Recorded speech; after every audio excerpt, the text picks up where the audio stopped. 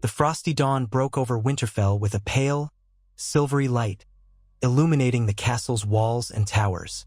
Steam rose from the hot pools and curled through the godswood, where the branches of the great weirwood stood draped in a new fall of snow.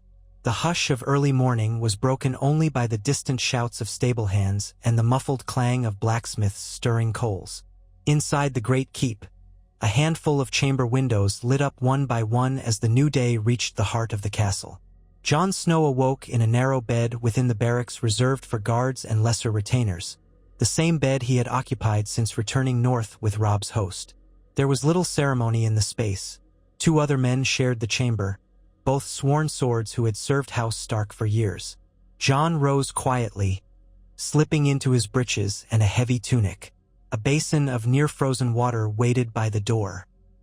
He washed the sleep from his eyes, inhaling at the icy sting against his face. Pale light filtered through the single arrow-slit window, painting the stone floor in a wan glow.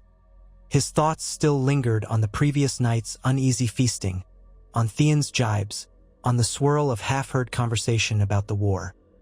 He had slept poorly, haunted by dream images of Ned's face and the chaos of the ill-fated prisoner exchange. The memory of that betrayal in the meadow still rankled. Joffrey, Cersei, Tywin, so many enemies, so many betrayals. And yet here he was, safe in Winterfell.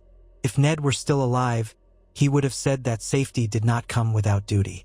Jon pulled on his boots and shrugged into his cloak, heading for the door. He stepped into the hallway to find Ghost waiting outside, the white direwolf silent as a wraith. Jon ran a hand through Ghost's snowy fur in greeting. Sometimes he felt Ghost could sense his moods, his uncertainties, the anger that simmered beneath his grief. The direwolf's presence never failed to calm him. They descended a flight of stairs and emerged in the courtyard, where the day's bustle had begun. Men in stark livery hoisted crates of supplies. A few warhorses pawed the packed snow, their breath fogging the cold air. Winterfell's fortress walls reared around them, ancient and solemn.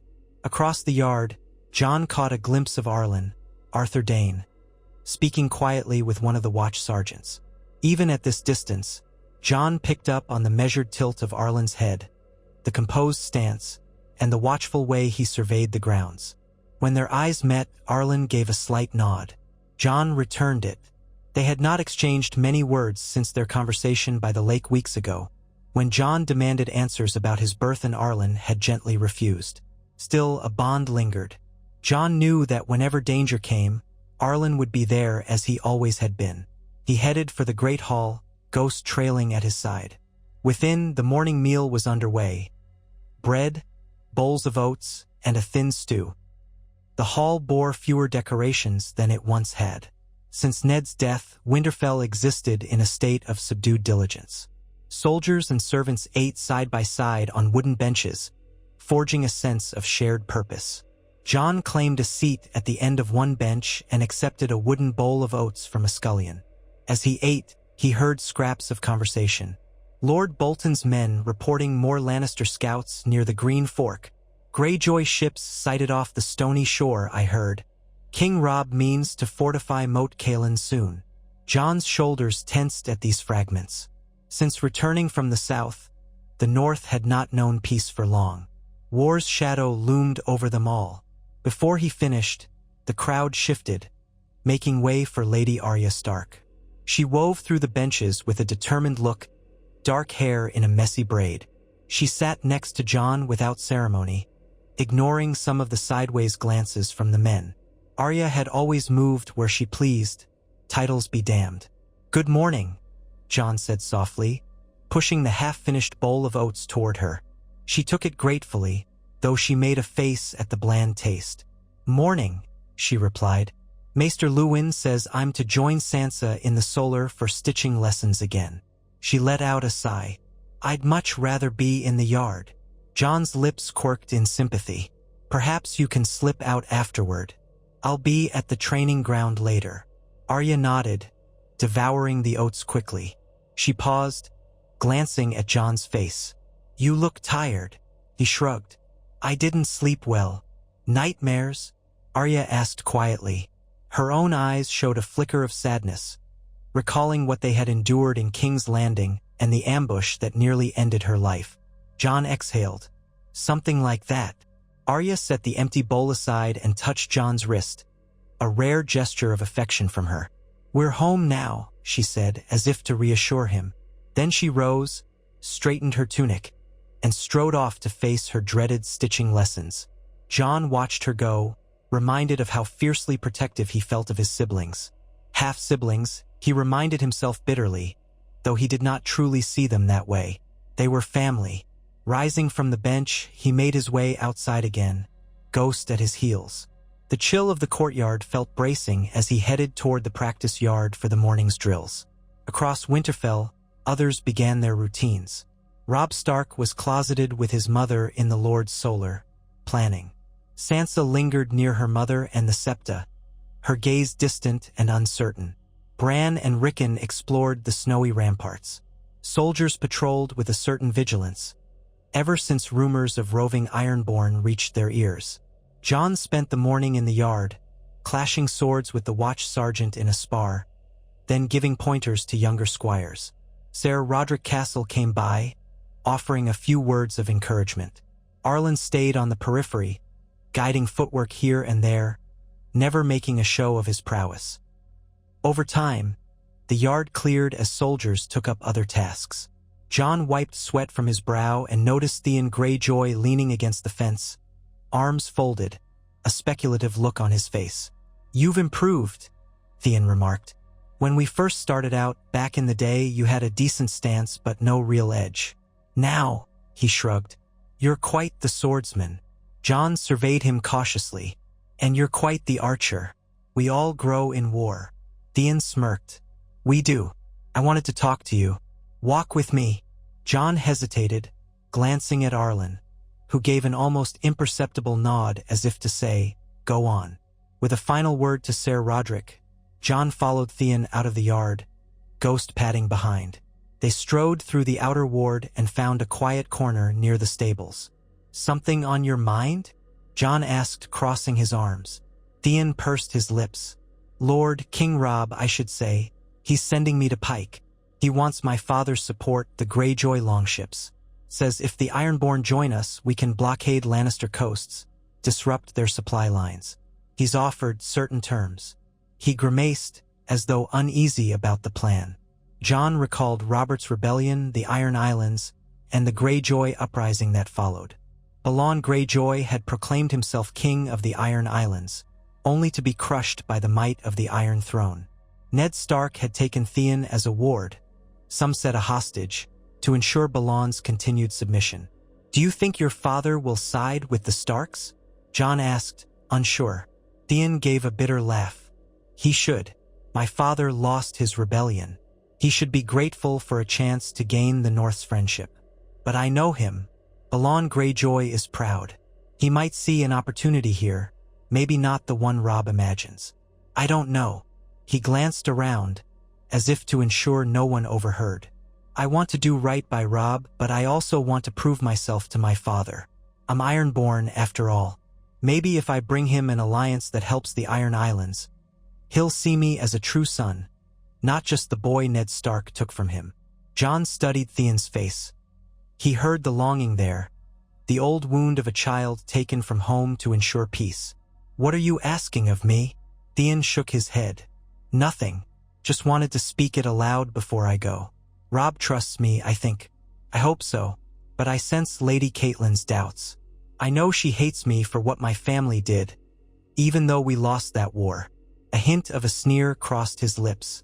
"Then again, she hates a lot of things not of her own blood." Jon knew that feeling too well. "Yes," he said quietly, understanding. For a moment they shared a grim recognition.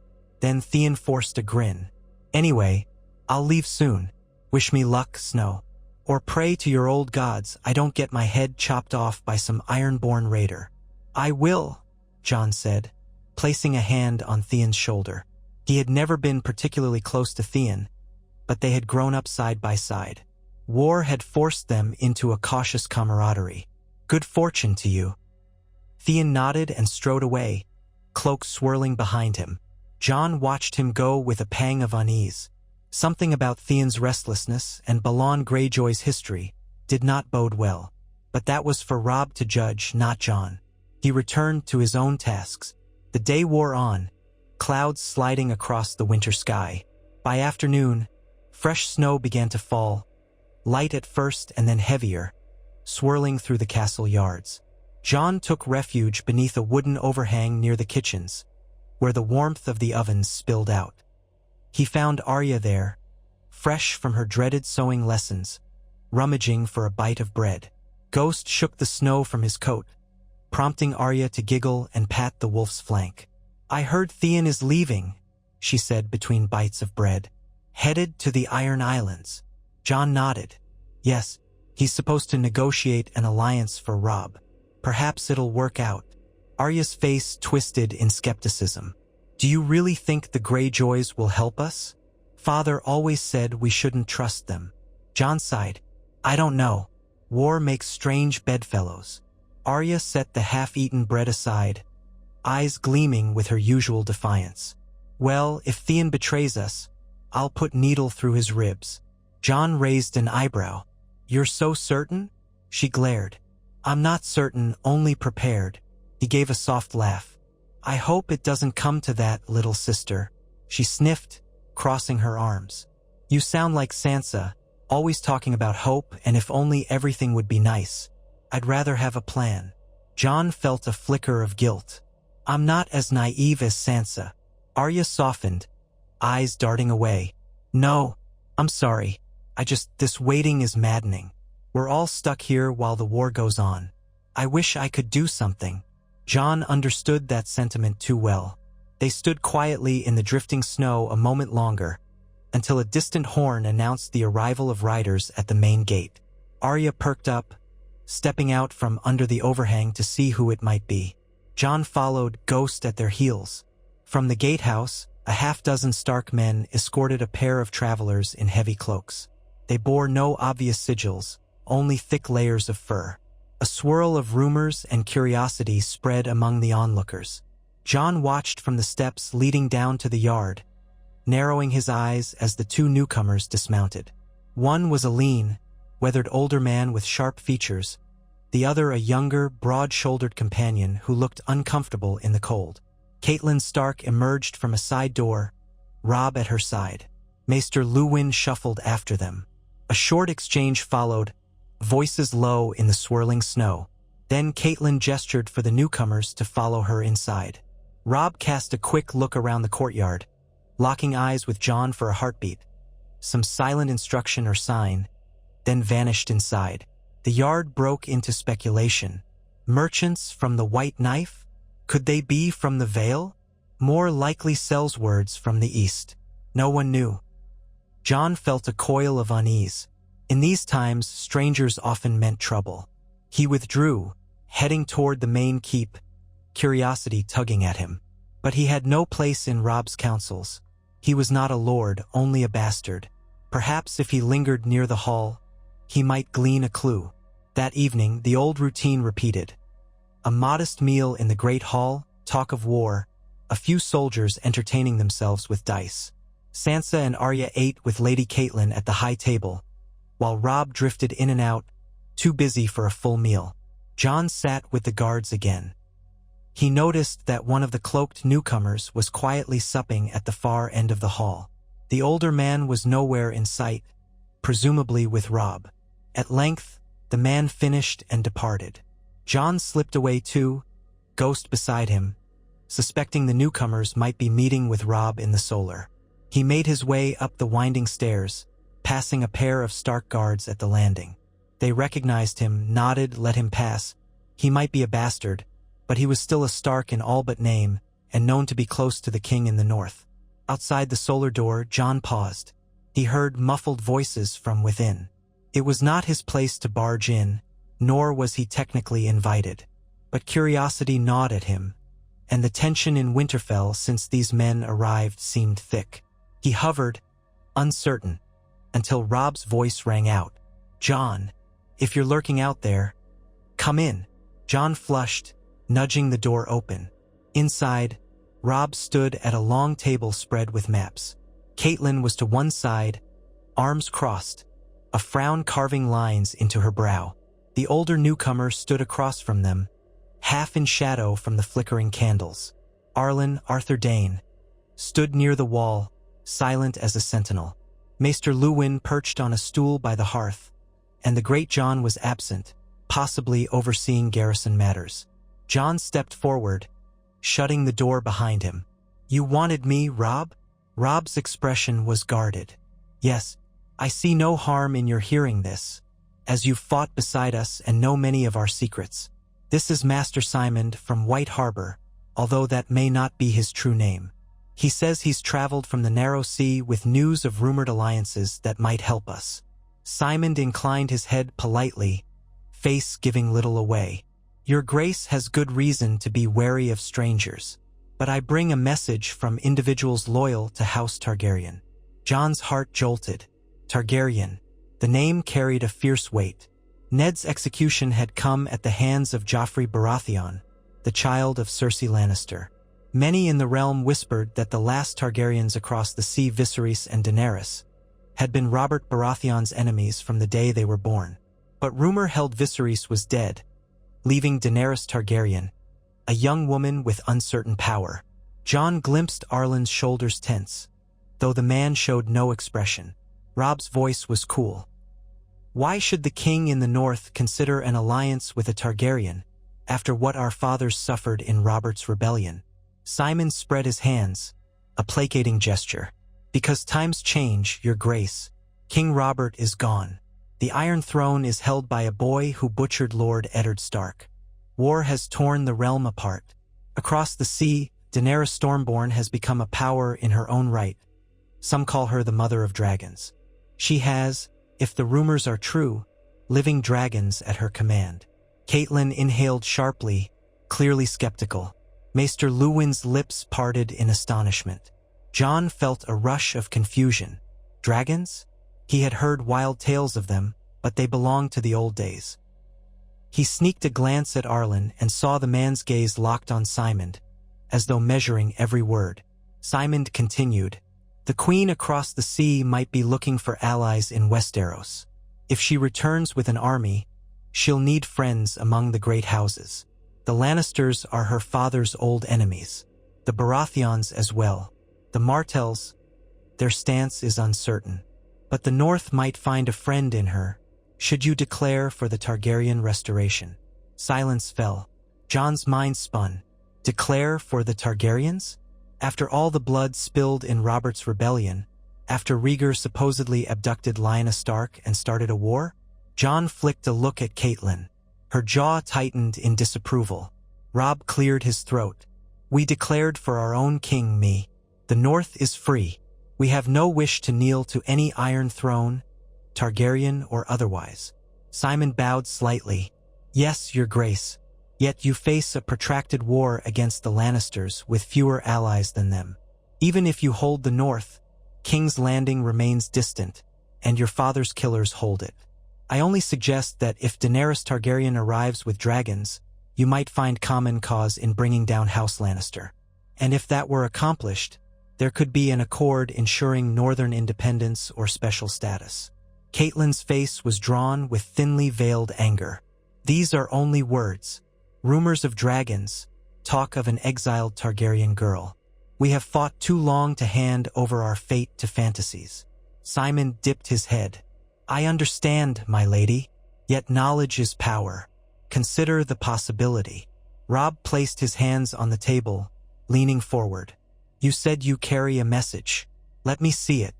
Symond produced a small parchment from within his cloak, sealed with a broken wax stamp, a three-headed dragon, though faint and partially melted. It came not directly from Daenerys, but from one of her supposed advisors in Essos, Ser Jorah Mormont, once of Bear Island. Maester Luwin stirred. "Jorah Mormont, exiled for selling poachers into slavery, if memory serves." "Indeed," Symond said, "but it seems he now serves the Targaryen cause abroad." Catelyn shook her head in dismay. "That man is no friend to House Stark." Symond shrugged. "All the same, his letter outlines potential interest in an alliance. He mentions a plan to gather ships, to cross the narrow sea if the time is right. He hopes the North might treat with them. Robb tapped the parchment, though he had not yet read it in full. How do we know this isn't a Lannister ruse? I can offer no guarantee, Your Grace, Simon said softly. Only that I risked my life traveling here. If the Lannisters discover me, I'd be tortured for treason. I ask nothing of you but to keep an open mind. Tension thrummed in the solar. Robb looked to his mother, whose lips thinned. She had endured enough betrayals and false hopes. At last, Robb lifted the parchment, glancing over the neat script by lamplight. He frowned. It speaks of Daenerys Targaryen as a breaker of chains, as if she's freeing slaves in the east. Mentions dragons twice. We have no proof these claims are real. But if they are, dragons haven't been seen in the world for centuries. Catelyn exhaled slowly. It might be a trap, or an exaggeration, but ignoring it entirely could be unwise if even half of it is true. Arland spoke then, his voice quiet. Your Grace, we know the Lannisters will never willingly yield the Iron Throne. Nor Stannis. If the Targaryen girl truly has dragons, the realm may face a conflict unlike any in living memory. Best to be informed. Robb's gaze flicked to Arland, a pensive look. The young king's trust in Arland had grown over time. Jon suspected Robb saw that Arland had saved countless lives in the war, including Sansa's and Arya's. Yes, Robb said at length, turning back to Simon. We'll keep this in mind. For now, you'll remain at Winterfell as our guest. You'll answer further questions, perhaps meet with my lords. We'll see if more word arrives from Essos. Don't expect an immediate pledge of loyalty to the Targaryens. Simon looked relieved. Of course, Your Grace. I'll do my best to satisfy your questions. Robb waved a hand. That will be all for tonight, Maester Luwin CT. Catelyn nodded curtly, turning away. The meeting was effectively over. Simon bowed and departed with Luwin. Arland lingered by the wall, motionless. Catelyn followed Simon out, her face tight as she considered the ramifications of a possible Targaryen alliance. Only Jon and Arland remained with Robb in the flickering lamplight. Robb set the parchment on the table, rubbing his temples. Dragons, he muttered. Gods, what next? Giants descending from beyond the wall. A beat of silence passed. Then Jon found his voice. If the Targaryen queen comes with an army, you could use her to topple the Lannisters. But then what? Would we trade one southern ruler for another? Robb's shoulders sank. I've no taste for kneeling again. The men who proclaimed me king in the north would never accept a Targaryen overlord. But if she were content to let the north stand apart. He trailed off, glancing at the map of Westeros. Yet these are only ifs. Arland stepped forward, arms folded.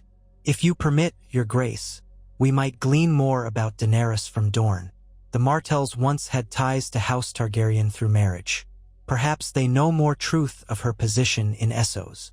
Robb tapped his fingers on the table. Dorne remains neutral, though.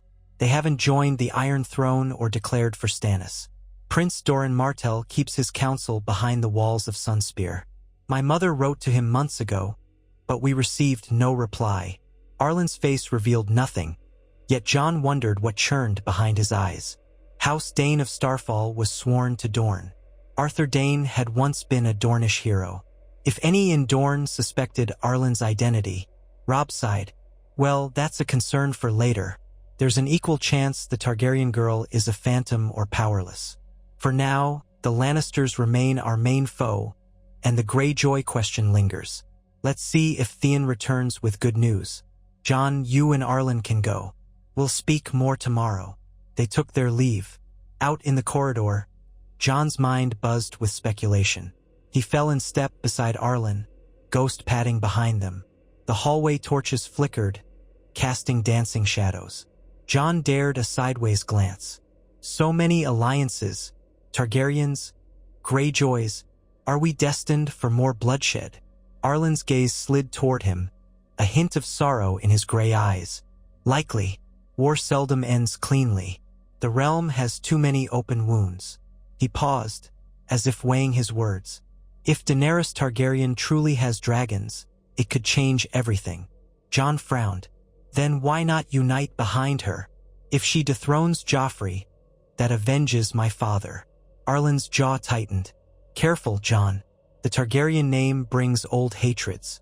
Many still blame Prince Rhaegar for kidnapping Lyanna Stark, igniting Robert's rebellion. The North hasn't forgotten. Even if this Daenerys is blameless, her name is tainted by history. Jon nodded, a dull ache in his chest at the mention of Lyanna Stark, Ned's sister. He remembered so little about her, only that she was the impetus for Robert's rebellion. Still, he said quietly, maybe she's different. All I want is to see the Lannisters pay for what they did to father. Arland didn't reply immediately, but his silence spoke volumes of conflict. At length, he murmured, "Let us hope for a day when justice doesn't lead to more injustice." Jon offered a small, bitter smile. "You sound like father used to." They parted ways at the next corridor. Arland returned to the guard quarters, while Jon climbed the stairs to the chamber he shared with 2 guards. He still felt restless, mind flooded with talk of Targaryens and Greyjoys. Lying on his straw mattress, he listened to the wind howling outside, swirling the snow around the towers. Sleep came slowly, haunted by images of dragons in the sky and the Tower of Joy he had glimpsed only in half-remembered stories. Days turned to weeks. Winterfell's routine resumed, patrolling the grounds, stockpiling supplies, sending out scouting parties. Simon, the so-called messenger from Essos, lingered in half-friendly captivity, pressed by Robb and his advisors for more details about Daenerys Targaryen. He gave them rumors that she had married a Dothraki Khal, birthed dragons from petrified eggs, conquered cities across the sea. Some Northmen scoffed wild tall tales from an exile. Yet the repeated mention of living dragons unsettled them. Even Catelyn, who considered Simon's stories dangerous nonsense, grew pensive when she heard the name Mother of Dragons. Sansa avoided the man entirely, preferring to lose herself in songs by the fire. Arya, on the other hand, pestered him for stories about Essos, about the Dothraki. Simon told her scraps of legends, how they rode free across vast plains, braiding their hair as a sign of victories, never cutting it if they'd never been defeated. Arya's eyes gleamed with fascination. Jon often found her practicing twirls with her wooden blade, imagining herself some Dothraki warrior, unstoppable and wild. Robb balanced these foreign intrigues with the more pressing threats. The Greyjoys loomed large in his worries. He had not yet heard word from Theon. The Lannisters, too, might strike north, though winter snows hindered them. Meanwhile, Jaime Lannister languished in Winterfell's dungeons, occasionally visited by Catelyn or Robb. He remained defiant, hurling insults at the guards, but he had no illusions left about easy escape. The loss of 2 fingers on his sword hand, sliced by the Great Jon during the ambush, had left him sullen, a shade of the arrogant knight he once was. In the gloom of a gray afternoon, Jon brought Jaime's cell some fresh water and a bowl of stew. He wasn't assigned to do so, but curiosity led him there. Curiosity about the man who had once been the realm's greatest swordsman, about the family responsible for Ned's death. 2 guards stood watch at the cell door, stoic and armed. Jon flashed them a nod, and they allowed him entry. Inside, the walls of hewn stone dripped with moisture. A single torch sputtered, casting flickers over Jaime's unshaven face. His golden hair was lank, his cheeks hollow.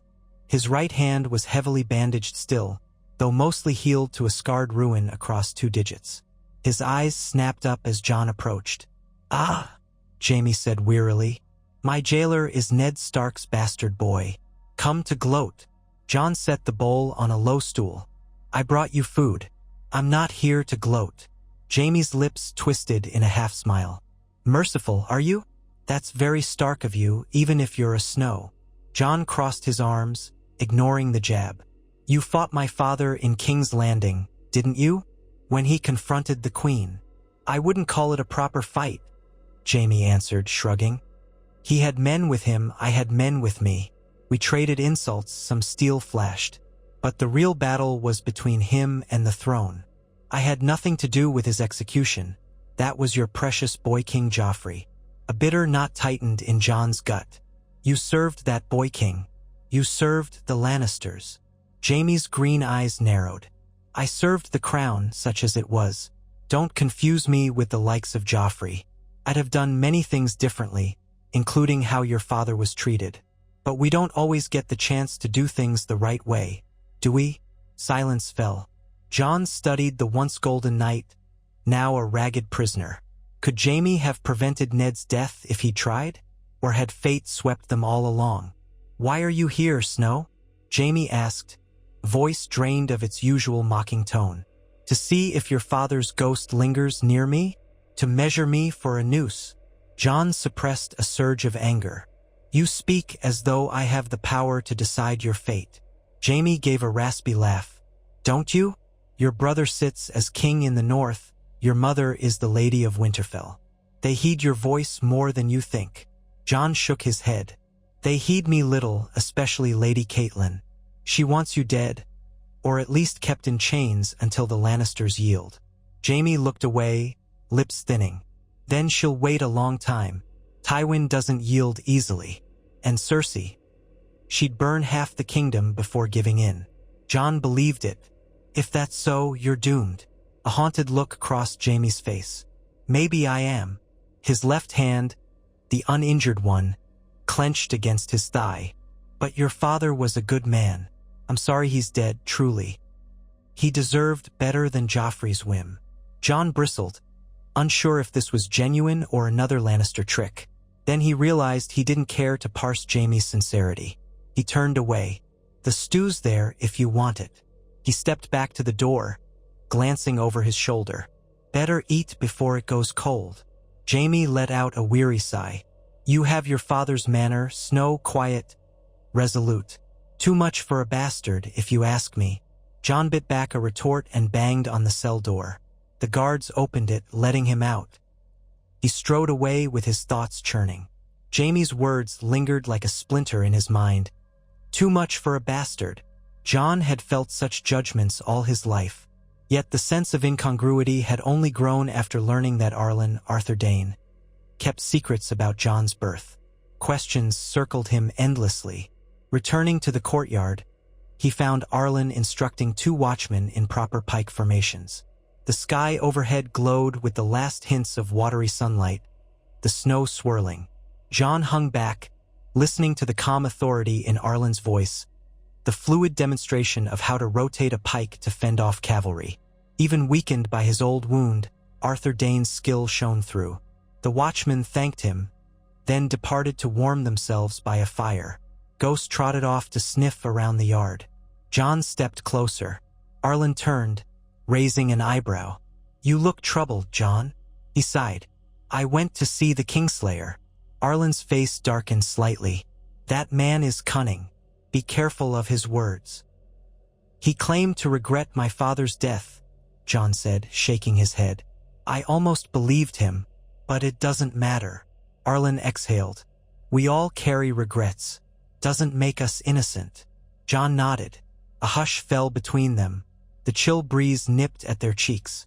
Then Jon ventured, voice hushed. Do you think the war will ever truly end, Arland? With the Lannisters, with talk of Targaryens, with the Greyjoys in the wings. There's no simple victory in sight. Arland studied Jon's face, compassion in his gray eyes. Wars end eventually, but peace can be fragile. Sometimes it takes a different threat to unite warring sides, or a stroke of fate none foresee. Until then, we stand guard, do our duty. Jon's gaze dropped. Father used to say the same. Duty. Arland laid a hand on Jon's shoulder. He taught you well. They parted. The day crept into night. Snow continued to drift. Jon retreated to the warmth of the guards' barracks, but he slept fitfully, haunted by the swirl of uncertain futures. A fortnight later, Theon Greyjoy returned at last, and not as an ally. Word reached Winterfell in the dawn hours. A group of bloodied Stark outriders rode hard through the gates, shouting that ironborn ships had attacked villages along the Stony Shore and the Fever River. Smoke rose from tall pines to the west. The Ironborn had landed in force, pillaging the coast. Balon Greyjoy had declared himself king of the Isles and the North, spurning any alliance with Robb. Theon Greyjoy was said to be at his father's side, leading raiders against the North. Robb slammed a fist against the map table in the Solar when the news arrived, voice trembling with anger. "Traitor, I gave him a mission to secure an alliance, and he repays me with treachery." Catelyn looked stricken, though not entirely surprised. "I feared as much." The Greyjoys see the North's distraction with the Lannisters and seize the moment to carve out their own kingdom. The Great Jon roared for vengeance, cursing the Ironborn. Lords Tallheart and Serwyn, who had lost villages to the raiders, demanded swift retribution. Robb ordered ravens sent to muster the scattered northern levies, but time was short. The Ironborn were quick, reliant on ships to move up and down the coastline, burning and plundering at will. Maester Luwin, pale with worry, pointed at the map. "Winterfell is inland, but we cannot ignore that the Ironborn might strike at White Harbor or sail up the White Knife. Our resources are stretched. If we dispatch men to repel the Ironborn, we expose ourselves to a Lannister advance in the south." Robb's face hardened. "I'll not leave the North to burn for fear of Tywin Lannister. My father always said, when your people suffer, you come to their aid. We'll rally our forces. Some must remain to guard Winterfell, but I'll lead the rest to drive the Ironborn from our shores." Catelyn's grip tightened on the edge of the table. "What of Jaime Lannister? If we take too many men, we risk him escaping, or someone seizing the castle from within." Robb glowered at the mention of the Kingslayer. "We'll leave enough loyal men here under Ser Roderick and the Great Jon. The dungeons are secure. If the Lannisters march, we'll rely on Motte Cailin's defenses to slow them. For now, the Ironborn are the threat at our doorstep." Thus began the frenetic mustering for yet another campaign. Jon felt a swirl of conflicted emotions. On the one hand, Theon's betrayal stung bitterly.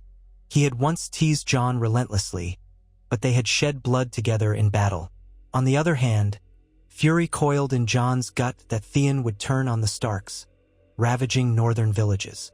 Over the next days, Robb dispatched riders to every corner of the North, commanding them to gather at Torrhen's Square. He meant to strike west and push the Ironborn back into the sea. Catelyn, distraught by the new danger, insisted on staying in Winterfell to protect Sansa, Arya, Bran, and Rickon. Robb pressed her to take the younger children south, perhaps to White Harbor for safety, but she refused to leave the seat of the Starks. A plan emerged. Robb would lead a strong host westward.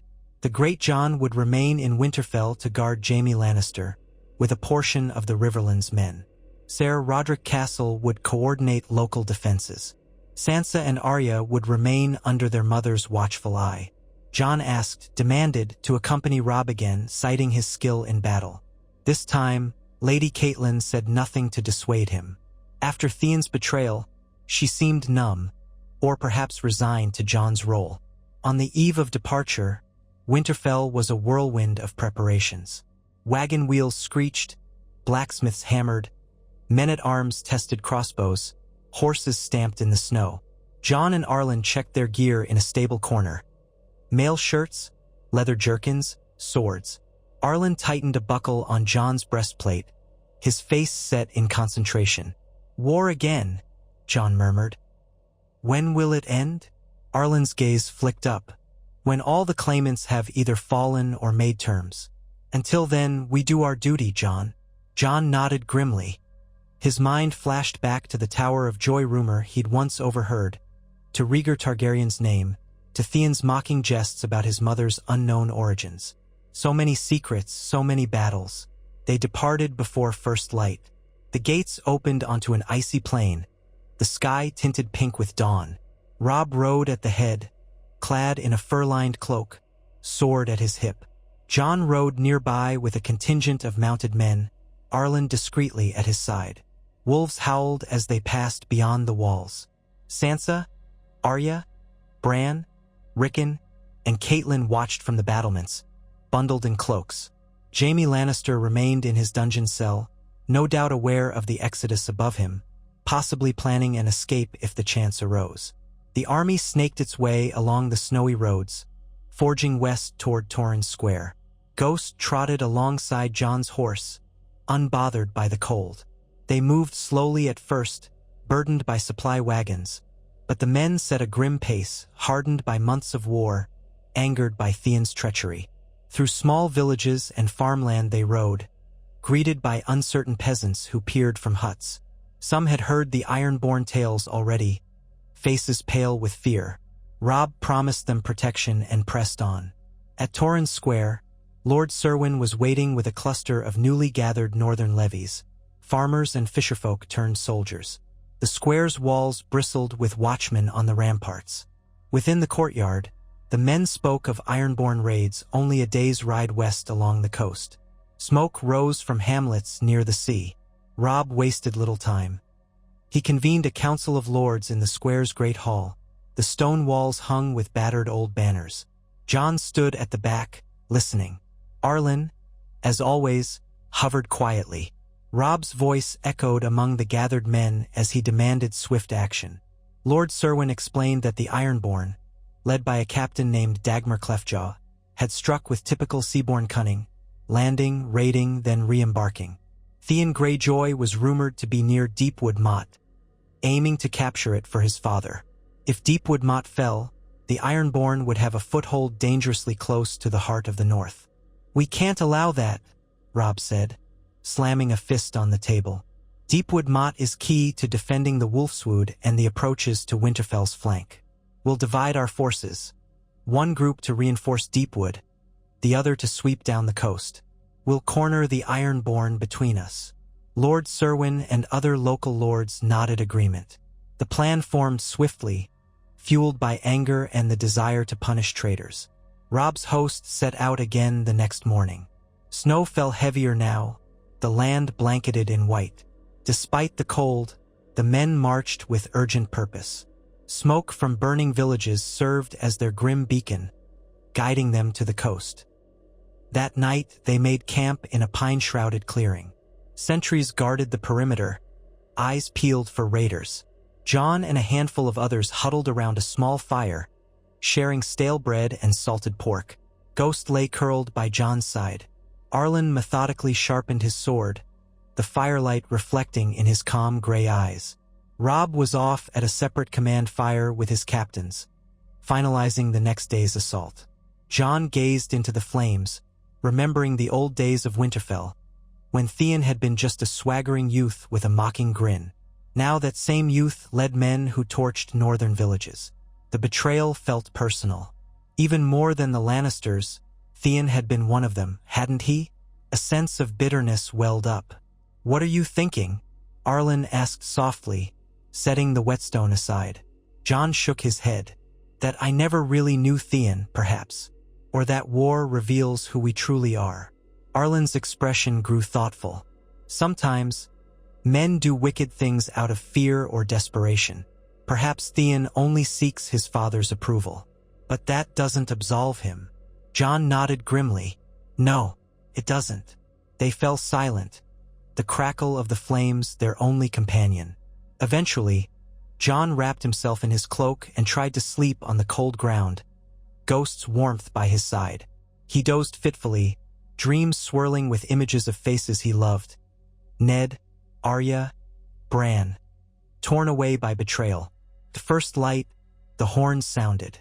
Robb ordered the host forward in 2 columns. He led the main thrust toward Deepwood Motte, while a second group under Lord Cerwyn swung along the coast to trap the Ironborn if they tried to withdraw to their ships. Jon stayed with Robb, riding near the front. The Wolfswood loomed around them, pines tall and silent under their burden of snow. Broken branches and shallow streams forced them to advance slowly, but every man was tense, weapons at the ready. Around midday, outriders returned with news. Theon Greyjoy's band was indeed near Deepwood Motte, perhaps only a few hours ahead. Theon had fewer men, but they were mobile and cunning. If Theon seized the Motte's wooden walls before Robb arrived, he could entrench himself. Robb pressed onward, pushing a punishing pace through the forest. Snow crunched beneath hooves, breath steamed in the cold air. Jon's heart pounded with anticipation. The memory of battle in the south flickered back. He had faced Lannister knights, but these were ironborn reavers, savage and skilled at ambush. Near dusk, they heard distant shouts, the clang of steel. The trees thinned, revealing the wooden palisade of Deepwood Motte just beyond a wide clearing. Smoke curled above the walls.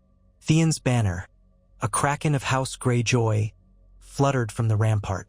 The gates looked battered, partially burned. Robb reined in, his jaw tight with fury. "They've taken the Motte," one of the outriders confirmed, breathless. "Theon leads them. Lady Glover is barricaded inside the keep with a handful of men, but the outer walls belong to the Ironborn." Robb's voice cut the cold air. "Form lines. Archers at the rear, pikes to the flank. We'll storm the gates. Burn them if we must. Show no mercy to traitors. But if Theon surrenders, bring him to me alive."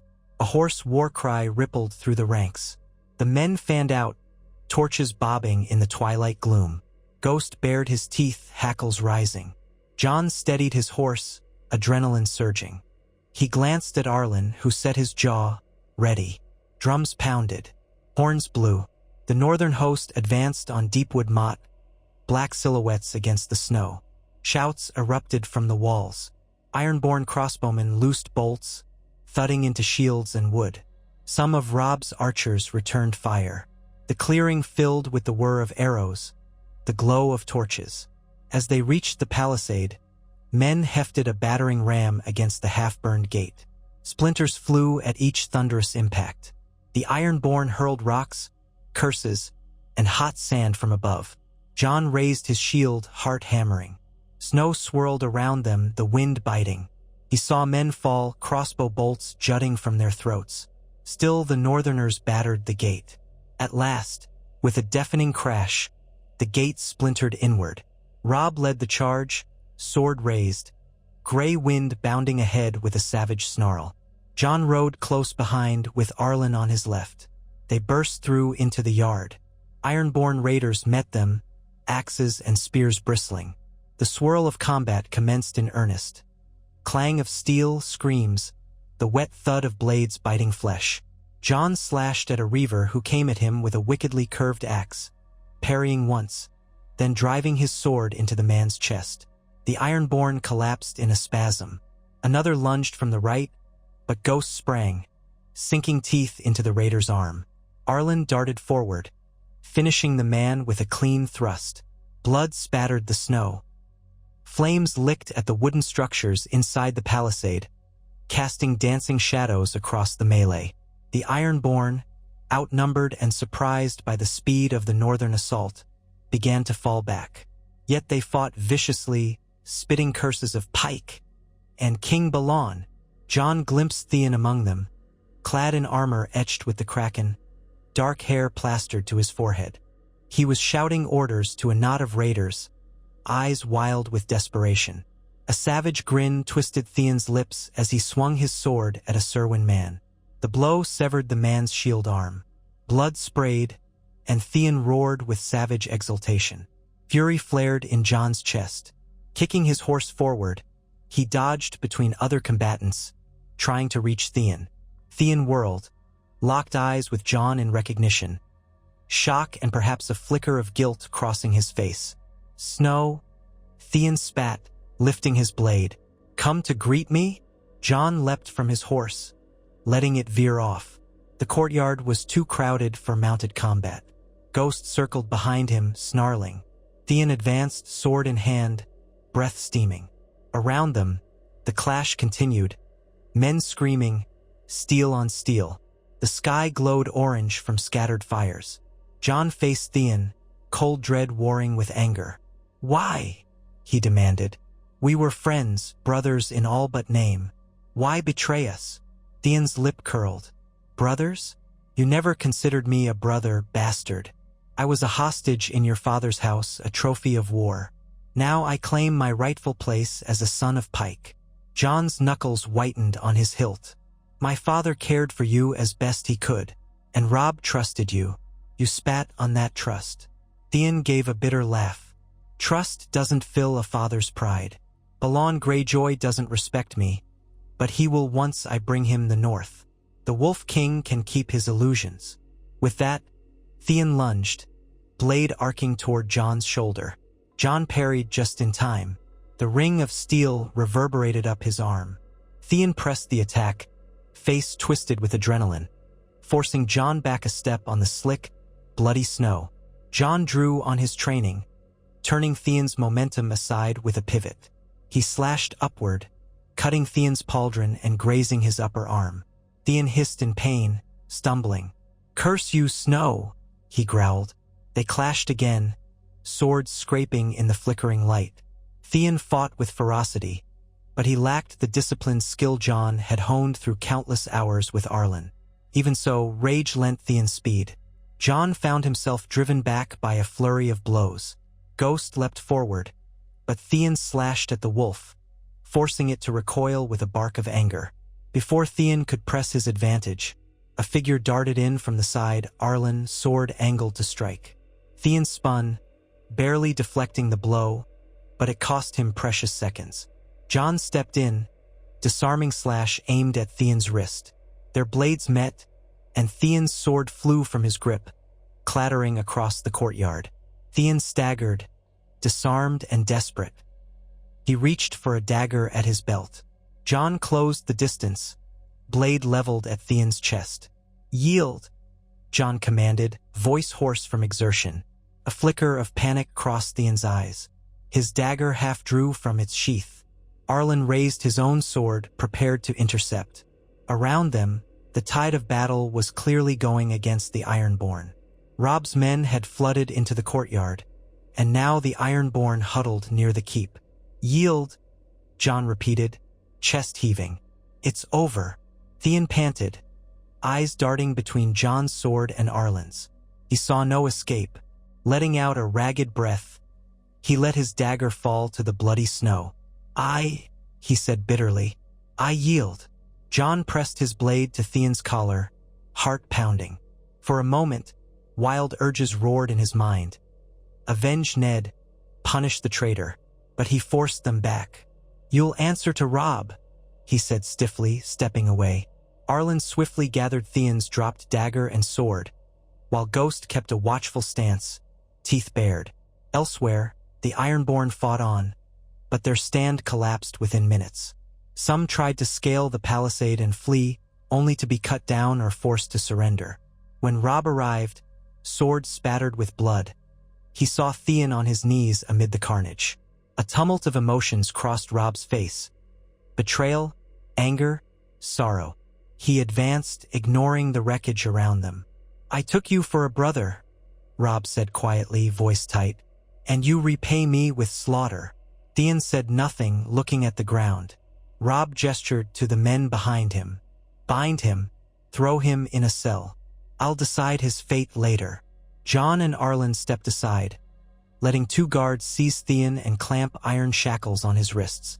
As Theon was dragged away, the rest of the courtyard continued to ring with the wails of the wounded, the crackle of small fires. Robb turned, scanning the chaos, voice rising. "Put out those flames. Save who we can. Keep watch for pockets of Ironborn." Jon found himself trembling from the rush of battle. Arland laid a hand on his shoulder, steadying him. Ghost sniffed at Jon's knees, whining softly as though sensing his turmoil. Theon's betrayal, now laid bare, felt like the last shred of innocence ripped away. Even if he lived, Theon would never again be that mocking youth who shot arrows alongside them in the yard at Winterfell. As the night deepened, the northern host took full control of Deepwood Motte. Most of the Ironborn were killed or captured. Lady Glover emerged from the keep, shaken but alive, grateful to Robb for the rescue. Snow continued to drift, blanketing the broken gate and the corpses of the fallen. Jon trudged through the yard, helping to extinguish scattered flames and gather wounded men. When dawn's gray light filtered over the ramparts, the scale of destruction was clear. Burned-out huts, battered walls, bodies half buried in pink-stained snow. The victors were weary, many wounded. Robb summoned his key captains to the keep's hall to plan the next steps. They needed to retake other areas on the coast, to drive off Ironborn raiders still afloat. But for now they had Theon Balon Greyjoy's heir in chains. In the keep's main chamber, a large table had been cleared of debris. Robb, wearing a blood-stained cloak, sat at the head, Lady Glover to his right. Jon stood behind Robb's chair with Arland close by. Guards flanked the walls, among them a few archers with arrows nocked. They had placed Theon in front of the table, hands bound, hair dripping from melted snow, a bruise blooming on his left cheek. His face was taut with defiance and shame. Robb's voice was low, barely controlled. "You murdered our people, burned our villages, tried to seize Deepwood Motte. For that, I should hang you here and now. But you once fought for us. You marched with me in the south. Why, Theon?" Theon swallowed, eyes flicking to Jon, then back to Robb. "Because I am a Greyjoy," he said hoarsely. "My father demanded I prove my loyalty to Pike. This was the only chance to show him I'm not the boy Ned Stark took as a ward. I'm sorry it came to this, Robb, but I had no choice." Robb slammed a fist on the table, rattling an overturned goblet. "We always have a choice. Your choice was betrayal." Theon shut his eyes, trembling with anger or regret. Jon couldn't tell. "Go on, then. Kill me. I don't fear death." Lady Glover hissed, "You deserve no less. You cost us good men, traumatized my people." Robb's eyes flicked to Jon, then to the men around him. "What say you all? Should we hang him as a warning to the Ironborn?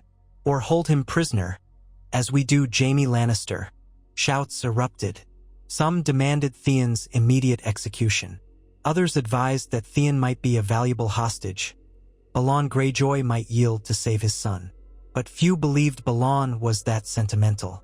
Jon spoke up, voice quiet but cutting through the noise. "If we kill him, we gain nothing but vengeance. If we keep him alive, maybe Balon will think twice before pushing deeper." A few men jeered at the notion that Balon Greyjoy would care. Robb rubbed his temples. "We have too many prisoners as it is. Jaime, Theon, they come from families who hate us, who won't break easily." He inhaled, as though tasting the bitterness of the choice. "But Jon's right. Killing him solves nothing. As angry as I am, we might glean some advantage by holding him." Theon let out a ragged breath, shoulders sagging. "Chain me up with the Kingslayer, then," he said bitterly. Robb nodded at two guards. "Take him away, keep him under heavy guard. If he tries to escape, kill him." With that, Theon Greyjoy was dragged from the hall. Lady Glover's face remained stony, but she yielded to Robb's authority. The lords accepted it, though some grumbled. For good or ill, Theon was now another prisoner in the northern cause. In the aftermath, Robb declared that half his force would remain at Deepwood Motte to rebuild defenses, while he led the rest along the coast to uproot any remaining Ironborn. They would reconvene at Bear Island or Moat Cailin, depending on how the campaign fared. Jon, still reeling from confronting Theon, pledged to ride with Robb again. Arland, of course, would follow. That evening, in a small side chamber of the keep, Jon tended to Ghost's minor cuts, a scratch from a crossbow bolt, a bruise along the wolf's flank. Arland stood guard at the door, posture stiff. The flickering torch cast shadows on the wooden walls, the memory of battle still heavy in the air. "Are you all right?" Arland asked gently, noticing Jon's trembling hands as he applied a salve to Ghost's wound.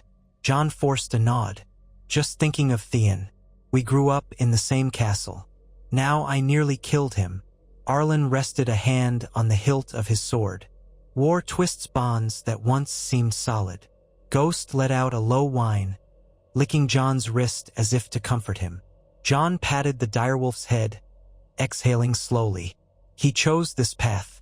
He gave us no choice." "Yes," Arland said softly. "That doesn't make it less painful." Jon secured a bandage around Ghost, then wiped his hands on a rag. "I sometimes wonder who else might betray us before this is over. The realm is so fractured. The Targaryen threat from Essos, the Lannisters, now the Greyjoys. If the Boltons or Umbers or Manderleys turned coat? He shivered, despite the warmth of the torch. Arland's face was shadowed. The North is proud, but pride can be a weakness. House Stark's allies must be nurtured. Vows must be renewed constantly in times like these. Jon frowned, hearing echoes of Ned's teachings. I want this war to end. So many have died already. Arland said nothing at first, only gazed at the dancing flame of the torch. When he spoke, his voice was low, almost regretful. I fear the war is only beginning, Jon. The real threats might lie far beyond petty kings and false thrones. The land itself cries out. Jon shot him a puzzled look. What do you mean? Arland's gaze flicked to him. Nothing certain, just rumors from beyond the wall. Tales of wildlings gathering, of the dead walking. Perhaps it's nonsense. But I remember your father once said winter is coming, and with it, dangers we cannot comprehend. An uneasy chill prickled Jon's skin. He had heard old Nan's stories of White Walkers, the long night, the terrors that lurked in the frozen north. But they were ancient legends. The realm's wars felt immediate, urgent, overshadowing all else. Yet Arland's words stirred a vague dread. He cleared his throat. If that day comes, I wonder if any throne, be it Stark, Lannister, or Targaryen, will matter. Arland glanced away. In the face of true darkness, titles seldom do. But we do what we must. They lapsed into silence. Ghost rested his muzzle on Jon's knee, tail sweeping the floor softly. Outside, the wind rattled the wooden shutters. The flicker of the torch revealed the lines of strain on Arland's face. Jon realized that the man carried burdens of his own. Memories of Ned, the vow to protect Jon, the secrets he had guarded for so long. At length, Jon rose, swallowing the lump in his throat. Thank you for everything, he said quietly, for standing by me, by us. Arland inclined his head. Your father would have wanted it. They parted with few words. Jon found a pallet of blankets in a corner of Deepwood Motte's battered keep, trying to snatch what sleep he could. His dreams were a tangle of images. Theon's face twisted in betrayal, Ned Stark's reassuring presence, the swirl of Targaryen dragons overhead. When he woke, heart pounding, the reality of war weighed on him once more. Robb's campaign continued along the coast for another month, harrying Ironborn raiders, retaking villages. Theon's capture sapped the Ironborn morale, but pockets of resistance remained. The northern host lost men to bitter skirmishes in the rocky coves. Snowfall hampered movement, yet by the time they returned to Winterfell, battered and exhausted, they had largely driven the Ironborn back to their ships. The war was not won, far from it. Balon Greyjoy still held the seas. Tywin Lannister remained entrenched in the south, and rumors circulated that Stannis Baratheon had done something monstrous at Storm's End to claim power. But for the moment, the north was safer than it had been. When Jon at last rode through Winterfell's gates once again, he felt an odd mixture of relief and sorrow. Relief that the seat of House Stark still stood. Sorrow at how many times he had left and returned, each time with more scars. The courtyard churned with activity, greeting the returning host. Catelyn and the younger Starks waited on the steps. Sansa and Arya rushed forward to greet Robb, exclaiming at the sight of him battered but alive. Bran and Rickon clung to their older brother, eyes shining with relief.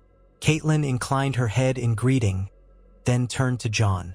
Her expression was distant, but she did manage a curt nod.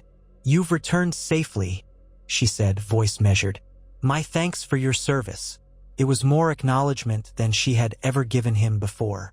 Jon dipped his head, uncertain what to say. He glimpsed Jaime Lannister's mocking face at a window above, presumably peering from his cell. And in the same tower's lower level, Theon now languished as well, surrounded by guards. Winterfell was becoming a prison for high-born captives, each representing a fractured alliance or a broken vow. Robb embraced Jon briefly, murmuring, "Well done, brother. You fought bravely." Then the king in the north released him to greet others, a swirl of men and lords congratulating him on pushing back the Ironborn. Jon stood there, letting the wave of relief wash over him. Ghost pressed against his leg, tail swishing. The courtyard was alive with talk of new dangers, new alliances, new betrayals. In the swirl, Arland hovered at the edge, silent eyes scanning for threats. Their gazes met, a shared understanding passing between them. This war, this realm, and these secrets would test them yet again. But they would face it. For a few days, Winterfell settled into uneasy calm. The captive Theon was tossed into a cold cell next to Jaime's. Jaime sneered at him, the two exchanging bitter words through the stone walls. Robb had no immediate intention to trade either prisoner away, hoping to force terms from both the Lannisters and the Greyjoys. Meanwhile, word arrived by Raven that Tywin Lannister had marched on Harrenhal, crushing some of Stannis' forces in the Riverlands. No one knew the whereabouts of Daenerys Targaryen. Symond insisted she was preparing for war across the sea, but no fresh letters had come. The realm spun on, drenched in blood and shadow. In the Godswood one evening, Jon found a measure of peace.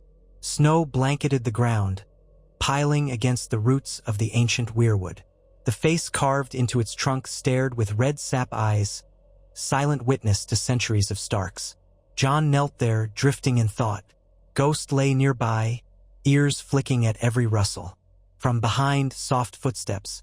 Jon glanced over his shoulder to see Arya approaching, cloak drawn tight around her. She stepped beside him, eyes on the weirwood's face. "Hey," she said softly. "You're always out here." "I like the quiet," Jon replied. "Father used to come here to think." She nodded, arms wrapped around herself. "Sometimes I can almost feel him in these trees." A quiver shook her voice, but she swallowed hard. "Jon, what do we do next?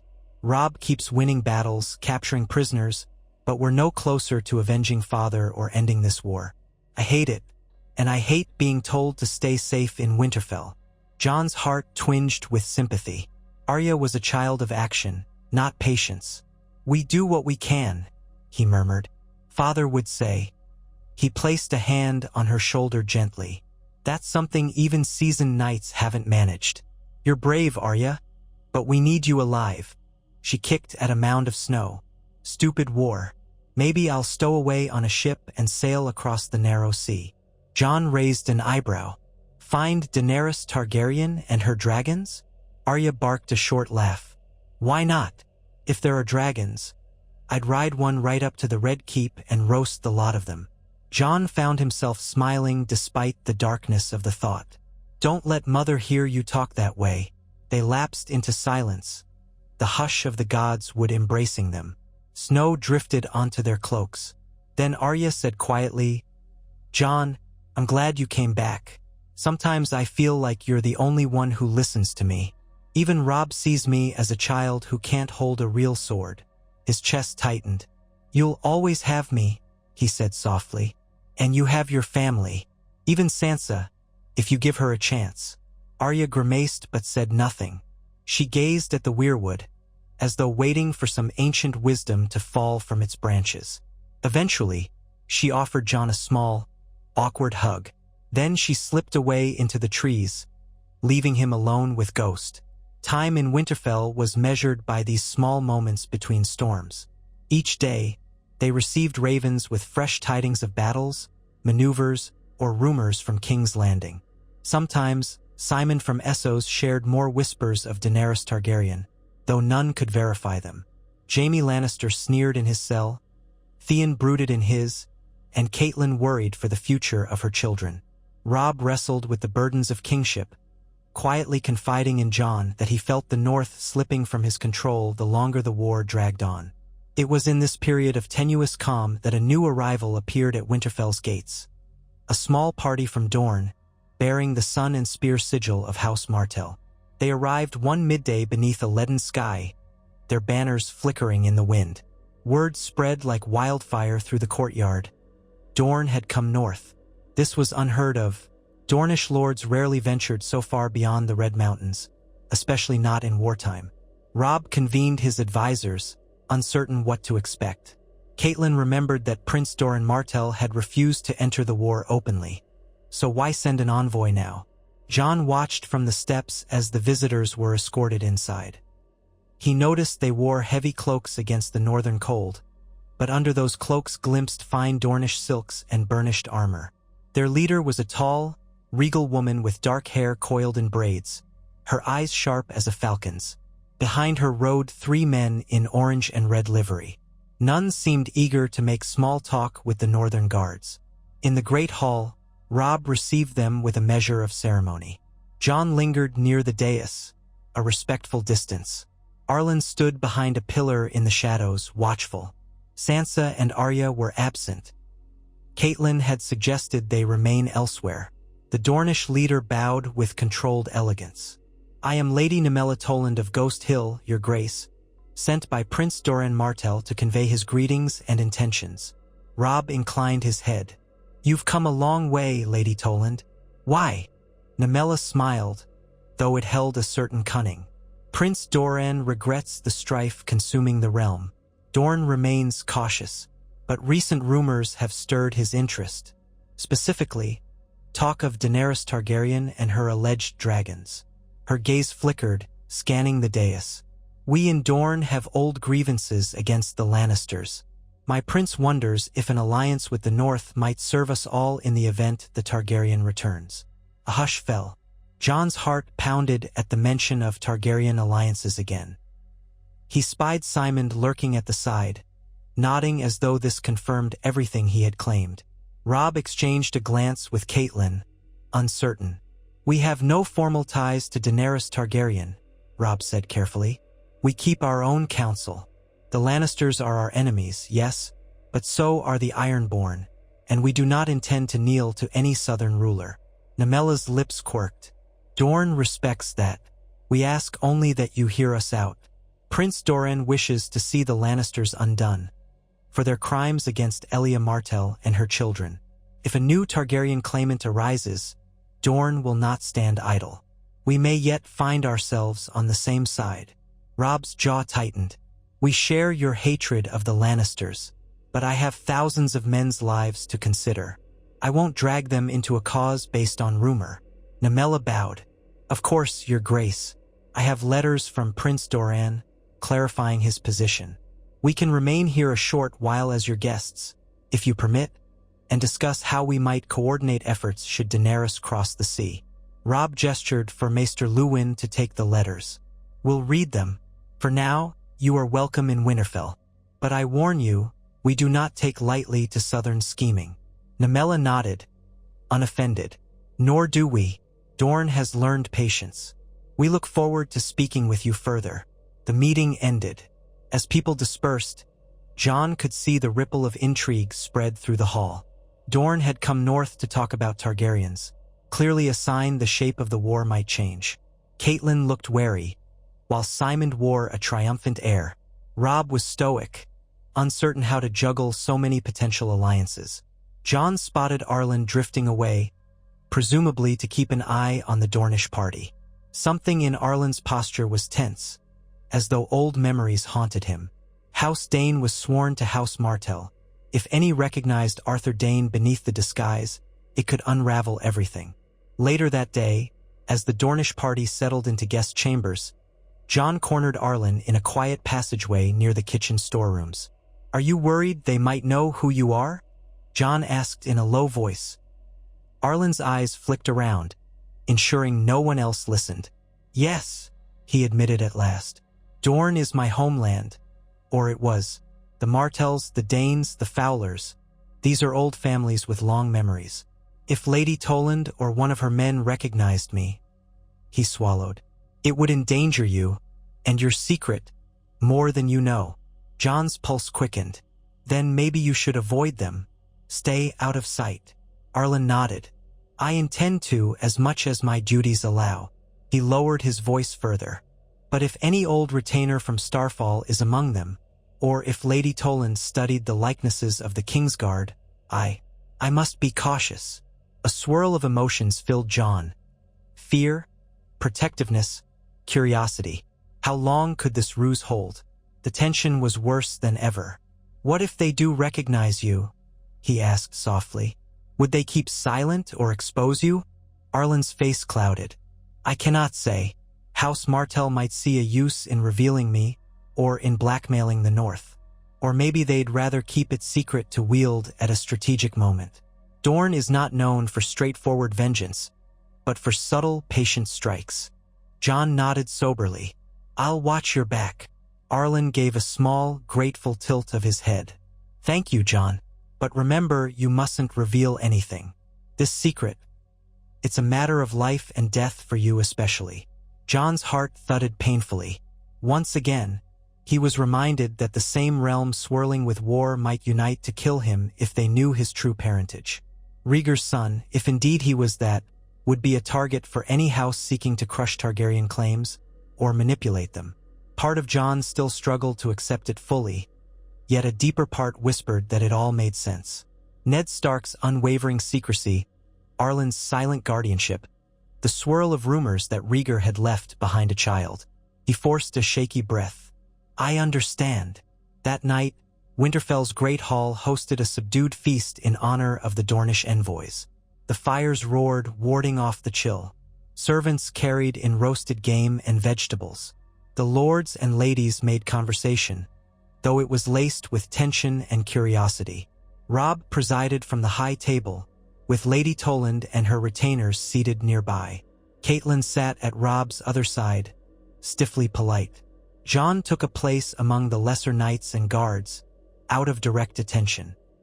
He noticed that Simon, the Essos messenger for Daenerys, had been invited to dine near the Dornish. The conversation among them was hushed, but occasionally burst into soft laughter or murmured excitement. No doubt they were discussing the Targaryen restoration and how it might align with Dorne's goals. Arland remained on duty at the rear of the hall, a hood drawn up to shadow his features. From time to time, Jon caught him shifting positions, ensuring no one had too long a look at his face. Seemed to work. Lady Toland's attention was mostly on Robb, and her retainers were distracted by the foreign gloom of the north. Sometime after the meal, the musicians played a light tune, and a few guests danced on the cleared space before the dais. Arya, bored, slipped away early. Sansa attempted to remain but eventually excused herself, not in the mood for dancing after so much tragedy. Lords and ladies drifted, forging new gossip. Jon lingered near a pillar, arms folded. He sensed that moment of calm around feasts, when tensions can bubble just below the surface. Ghost was not in the hall, too many people. Suddenly, Lady Toland's voice rose near the dais, calling, King Robb, might we request a demonstration of your men's skill at arms tomorrow? My companions and I are curious to see how the North trains its soldiers, compared to Dorne. Robb nodded, smiling thinly. Of course, my lady. We can arrange a small tourney in the courtyard, if you wish, or a practice melee. She inclined her head, her dark eyes dancing. That would please us. Perhaps we can show you a taste of Dornish spearwork in exchange. The crowd murmured with interest. Robb agreed. Jon felt a twinge. He was well known for his skill now. If asked to participate, he'd do so. But the real danger was if Lady Toland or her men recognized Arland's style. If they insisted on facing the best fighters in the castle, might they catch glimpses of Arthur Dayne behind the Sellsword facade? He eyed Arland across the hall. The older man looked uneasy, even from a distance. Perhaps he would simply absent himself from the display, claiming old injuries. That might be the safest path. The next morning brought bright, cold sunshine. In the courtyard, a small practice yard was cleared. Word had spread swiftly that the Dornish visitors wanted to see the Northmen's prowess. A handful of lords, knights, and guards from both sides were on hand to watch or participate. The battered old lists were dragged out, plain rails that served well enough for a melee enclosure. Snow had been cleared from the flagstones, leaving a wet, half-frozen patch that glistened in the pale light. Lady Nymella Toland stood with her retinue at one end, clad in a rich cloak of deep orange. Her dark hair was pinned up with ornate gold combs. Beside her was a tall Dornish knight of House Toland, wearing a half-helm crested by the ghostly green dragon of their heraldry. A few of Prince Doran's other envoys milled about, two younger men in Martell colors, both quietly confident with the easy grace of trained spearmen. Against them stood the watchers from Winterfell and the north, Robb Stark, Lady Catelyn, a small retinue of northern lords, and a crowd of curious guards and townsfolk who had drifted in to see the spectacle.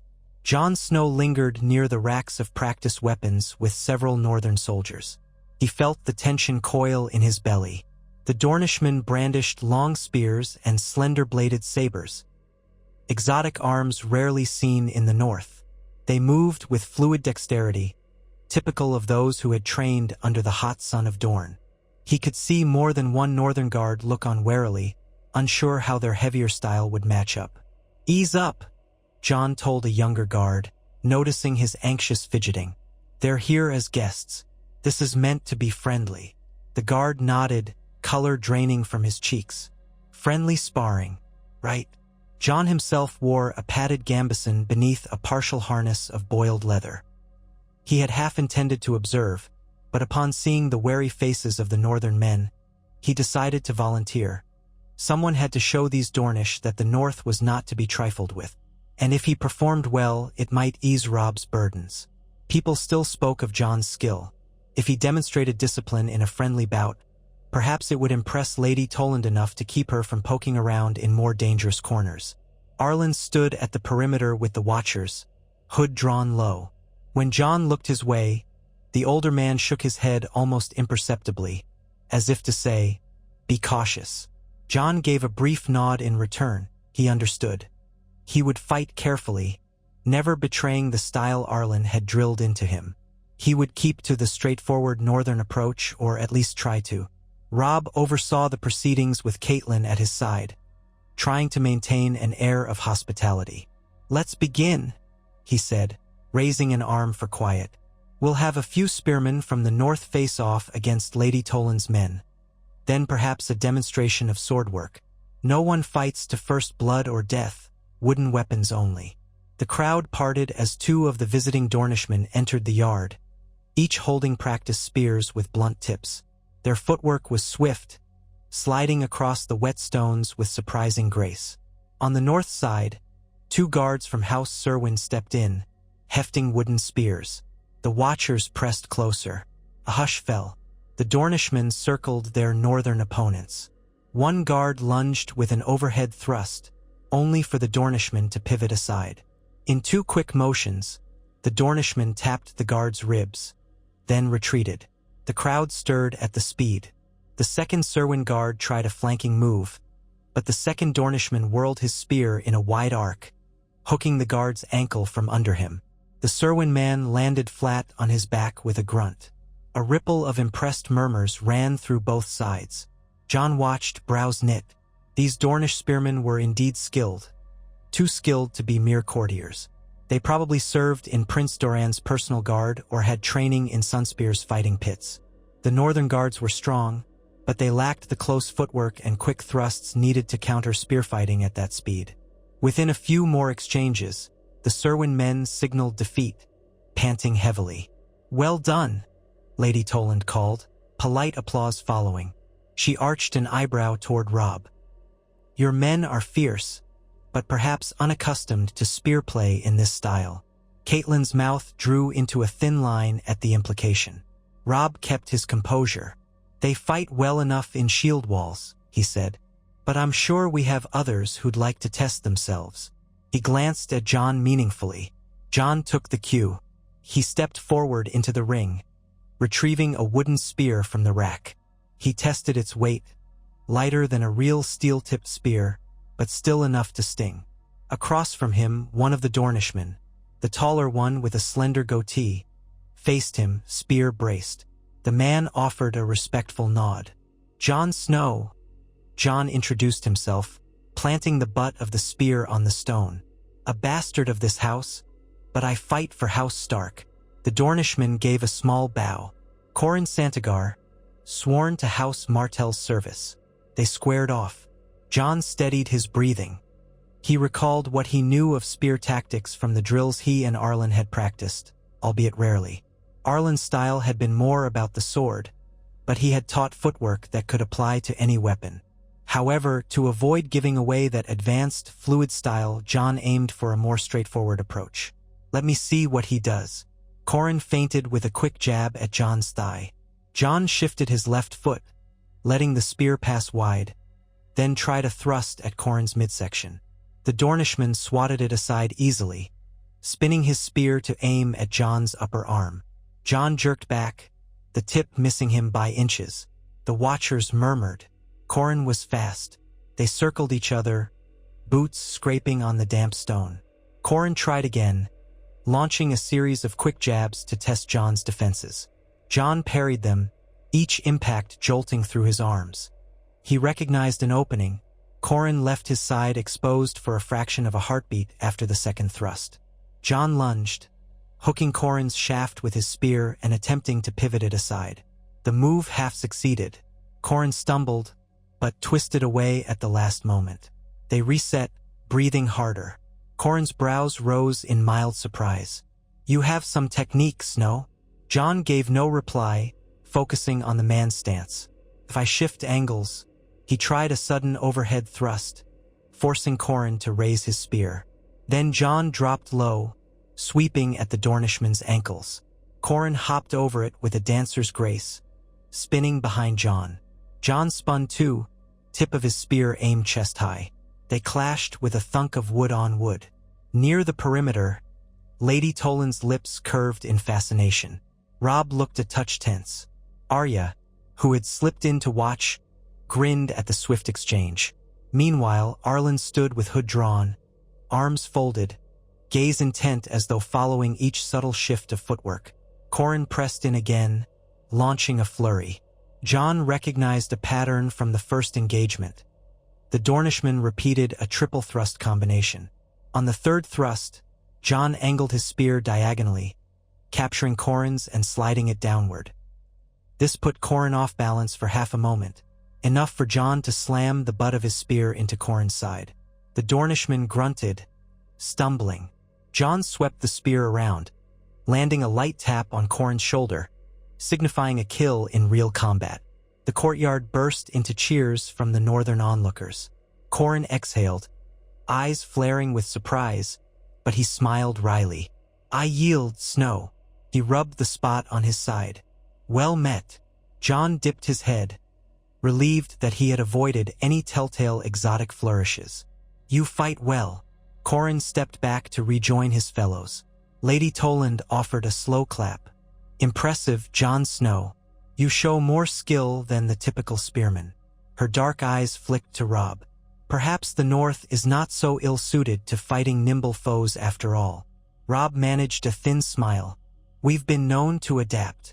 The demonstration continued with other pairs, sword against spear, shield against spear, or the Dornish showing off single-edged sabers.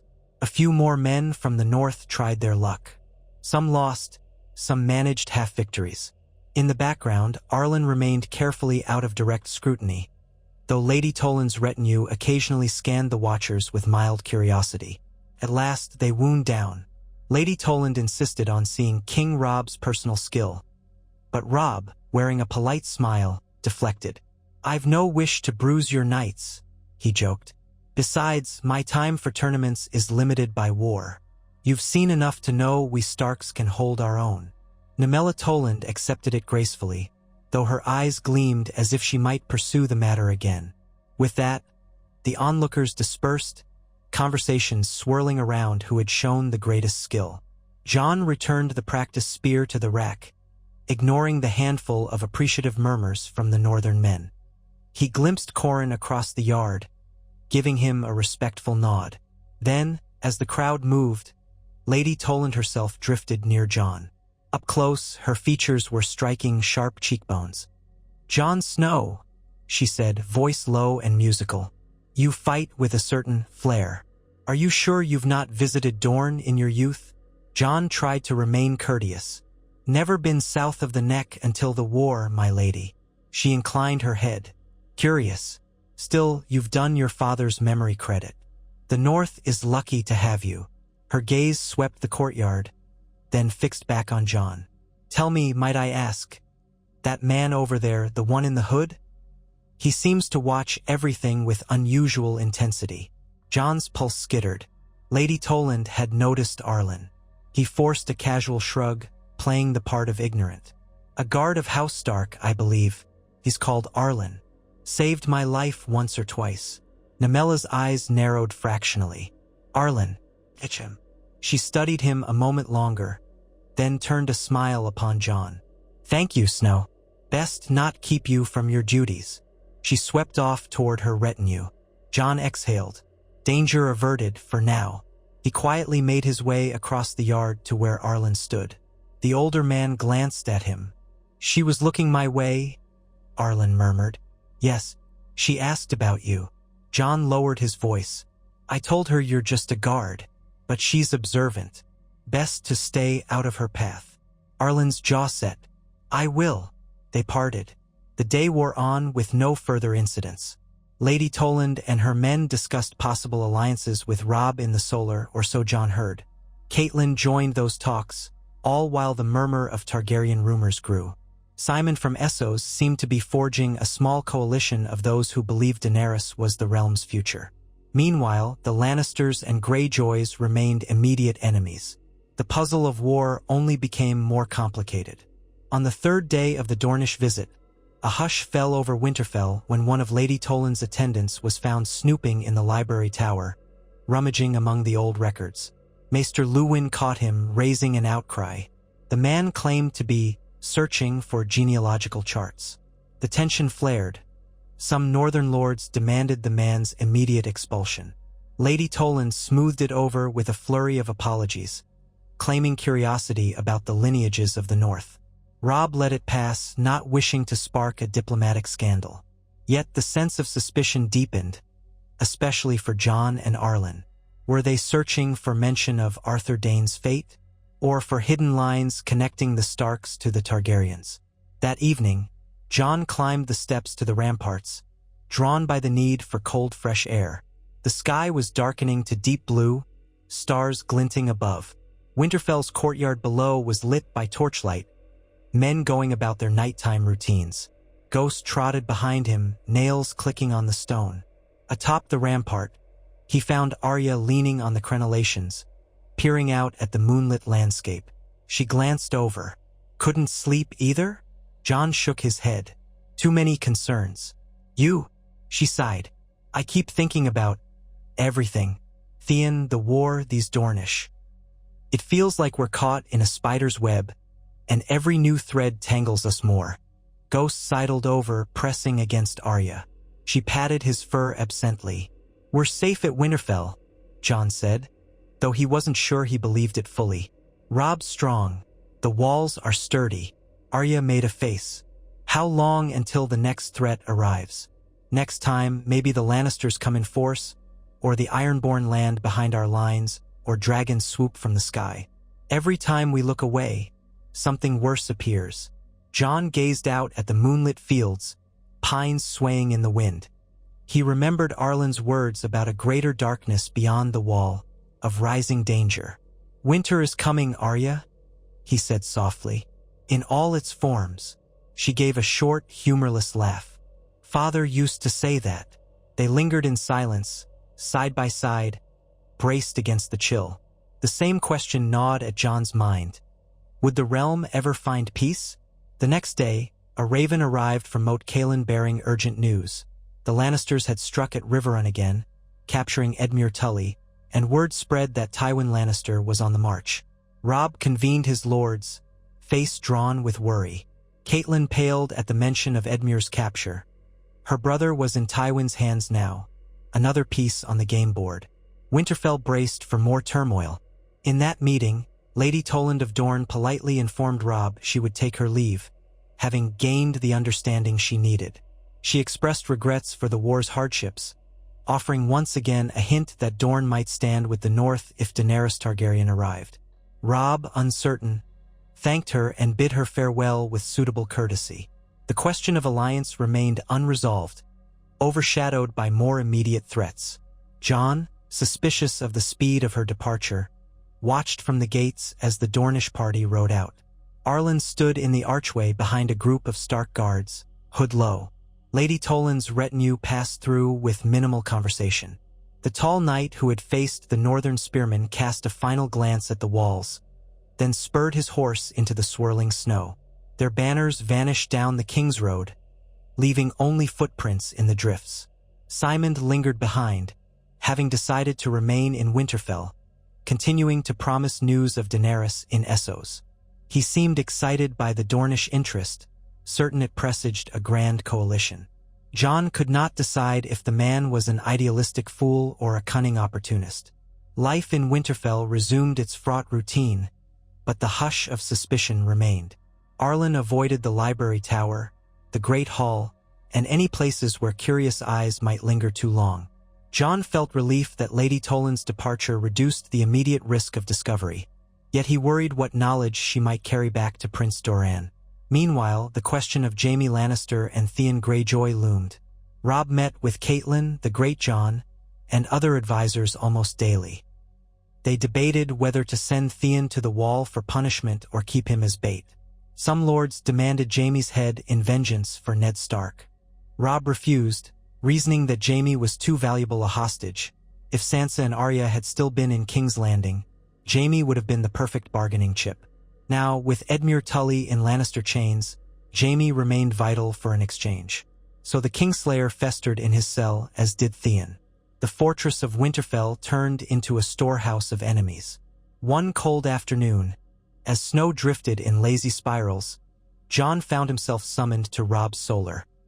He arrived to see Robb seated behind the heavy wooden table, gazing at a map of the Riverlands. Catelyn stood at the window, arms wrapped in a shawl, face taut. Maester Luwin hovered near the hearth, a letter in hand. Arland stood discreetly by the door, though his presence in such a council was unusual. Jon sensed something was amiss. "Close the door," Robb said quietly. Jon obeyed. Ghost waited outside, nose against the door, but made no protest. The flames in the hearth crackled, lending the room a flickering glow. Catelyn spoke first, voice tight. "We have fresh news from the Riverlands. Tywin Lannister has demanded parley with me, specifically. He knows Edmure Tully is in his dungeons, and he offers to trade him for Jaime. No mention of peace, no mention of any further concessions." Robb's fist clenched. "He wants to exchange a Tully for a Lannister, but that does nothing about the war. He'd keep pressing the north. But your brother's life, we can't ignore that." Luwin adjusted his chain collar. "My lord, we must consider that a refusal might cost Edmure his head. The Tullys have been loyal allies, yet giving up Jaime would remove one of our strongest bargaining pieces." Catelyn's eyes brimmed with anguish. "Edmure is my brother, Robb. You know I hate Jaime, but Edmure's life, we Tullys have lost so many. Hoster is dying in Riverrun, your father is gone, and now my brother is at Tywin's mercy." Her voice wavered.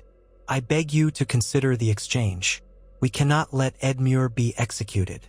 Robb stared at the map, lines of conflict etched on his face. "I understand, mother, but Jaime's life is the only threat holding Tywin back from marching north in full force. If we yield him, we give Tywin free rein." A silent moment stretched. Then Robb raised his eyes to Jon and to Arland. "I asked you both here because I trust your counsel and, in Arland's case, because you have a knack for seeing dangers. Jon, what would you advise?" Jon stiffened at the unexpected weight of the question. He glanced at the flickering hearth. We can't easily let Jaime go. If Tywin regains him, he'll be emboldened. The realm might drown in Lannister armies. And your father, our father, won't be avenged." He grimaced. "Yet letting Edmure die would be monstrous. Is there a third path?" Catelyn closed her eyes in pain. Robb looked at Arland. Arland drew a slow breath. "Could you offer Theon Greyjoy instead? Or combine them, demanding more concessions from Tywin, such as an armistice in the Riverlands, in exchange for Jaime? A simple one-for-one trade is foolish." He paused. "Tywin must believe you'll kill Jaime if Edmure is harmed. Otherwise he'll call your bluff." Luwin nodded thoughtfully. "An expanded negotiation. We can propose a ceasefire in certain areas. Perhaps we can also glean supplies, gold, or a marriage alliance to ensure Tywin's good faith. The question is whether Tywin would accept such terms. Robb considered. Tywin is cunning. He might parley or he might try to seize the advantage. He knows we have two of his enemies, Jaime and Theon, though Theon matters less to him. Still, a combined approach. It's worth trying. If he rejects it outright, we'll see how far he's willing to push. Catelyn's relief warred with skepticism. As long as we do not throw away Jaime for nothing. She studied her son's face, voice unsteady. Thank you, Robb, for trying. We owe the Tullys this chance. Robb reached across the table, squeezing her hand. We do. He turned to Luwin. Draft a letter. We'll set terms. We exchange Jaime for Edmure, plus a truce line in the Riverlands for 1 year, or at least a few moons. If Tywin refuses, we keep Jaime and hold him accountable for Edmure's life. He looked to Jon. I may need you to travel south with an escort to deliver these terms. Or perhaps I'll send my mother again. We'll see. Jon's gut twisted at the thought of traveling back to the site of so much heartbreak. But if Robb commanded, he would obey. As you will. Arland bowed his head slightly. A strong plan, Your Grace. In the firelight, the lines of his face looked worn, remembering perhaps how such negotiations had ended for Ned Stark. The entire realm bristled with swords behind every promise. Yet something had to be done. Catelyn exhaled. I'll help shape the letter, then. My brother's life depends on it. They spent the next hour hammering out details, every phrase weighed by Maester Luwin's pen. Jon observed quietly, struck by how precarious it all was. One slip, one miscalculation, and Tywin might claim Edmure's head or turn the war in a new direction. Meanwhile, who knew what Balon Greyjoy plotted at sea, or what might happen if Daenerys Targaryen truly landed with dragons? The realm was a tinderbox. Finally, they dismissed Jon and Arland. Outside in the corridor, Ghost joined them at once. Jon rubbed the wolf's ears absently. Seems we might treat with Tywin again, Jon said, a bleak note in his voice. I never thought we'd deal with him after everything he's done. Arland nodded. War makes for strange bedfellows. But be cautious. Tywin Lannister rarely yields without extracting a pound of flesh. Ghost sniffed at Arland's boots, then leaned against Jon's side. The corridor felt colder than usual, the drafts whistling through the stone. Jon looked around the dimly lit hallway, the flickering sconces. He felt trapped in a labyrinth with no clear path out. I wonder, he murmured, if Father would have managed better. Maybe he'd have found some honorable solution. Arland's face softened. Ned Stark was a good man. He would have tried. But the realm is bloodier now than when he lived. He lowered his voice. It falls to you and Robb to forge a path, no matter how grim. Jon bit his lip. We'll try. They parted ways, each carrying the weight of choices that could shake the north and beyond. Arland vanished into the warren of corridors, presumably returning to his small chamber. Jon found himself stepping outside into the courtyard, longing for the cool sting of air on his face. Dusk had settled, blanketing the towers in shifting shadows. A pair of distant watchmen paced along the walls, muffled in cloaks. The keep's windows glimmered with candlelight. Ghost padded alongside Jon. The dire wolf seemed restless, muzzle twitching at scents carried by the wind. It reminded Jon of the first time he found Ghost in the snow, that day so long ago. So much had changed since then. As he crossed the yard, Theon's betrayal, Ned's death, the swirling war, it all pressed on him until it felt like a physical burden on his back. He paused at the old well near the stables. The bucket hung on a length of rope, swaying slightly in the breeze. Jon turned the crank to pull up water, hoping the chill would refresh him. He poured a small ladleful into his mouth, letting the crisp taste anchor him. That was when a voice spoke from behind. You look troubled, Snow. Jon whirled, water sloshing from the ladle. Jaime Lannister stood there out of his cell. For a heartbeat, Jon's instinct screamed that Jaime had escaped. But then he saw 2 Stark guards flanking him, their hands on the prisoner's shackles. Evidently, they were escorting Jaime to relieve himself or to move him between cells. Ghost growled, hackles raised. How is a prisoner wandering about unshackled? Jon demanded, eyeing Jaime's wrists. There was an iron bar connecting them. He wasn't fully unbound, but his ankles were free enough to walk. One guard, a surly man named Halbart, shrugged. King Robb said no reason to keep him in total darkness all hours, so we let him take air once in a while. Don't fret, Snow, we have him on a short leash. Jaime smirked, lifting his manacled hands. Quite a short leash. He wore a cloak thrown over his shoulders, iron rings at his wrists. Still, it's better than rotting in that cell. You look disappointed. Hoped I'd freeze down there. Jon set the ladle aside, ignoring Jaime's taunt. Careful where you wander, Lannister. The men here aren't all so patient. Jaime snorted. Yes, you Starks are known for your infinite patience. Ask your father. Oh, wait. He paused, a flicker of regret crossing his face. Poor taste. I forget sometimes. Jon's anger flared. Ghost snarled softly. The guards tensed. Jaime spread his shackled hands. Peace. I'm in no position to fight. I simply wanted to see the yard, perhaps recall how it felt to be free. His gaze swept the expanse, landing briefly on the broken tower and the old training ring. It's a stark place indeed, though not without a certain grandeur. Jon forced himself to calm. Drink your water if you must, then return to your cell. We don't owe you the courtesy of roaming free. Jaime studied him a moment. You truly hate me, don't you? Because I wear the Lion of Lannister. Because I might have saved your father if I had. What? Killed the Boy King? Risked my sister's wrath? You think it was that simple? I don't care about your excuses, Jon muttered. Jaime's green eyes glimmered in the torchlight. No, of course not. Hatred is easier than nuance. He glanced at the well. May I? At Jon's nod, one guard led Jaime forward. Jaime lowered his head, drank from the bucket, and then stepped back. The chain rattled around his wrists. Snow drifted in the gloom. Ghost prowled warily, ready to spring if the prisoner made a false move. Jaime exhaled.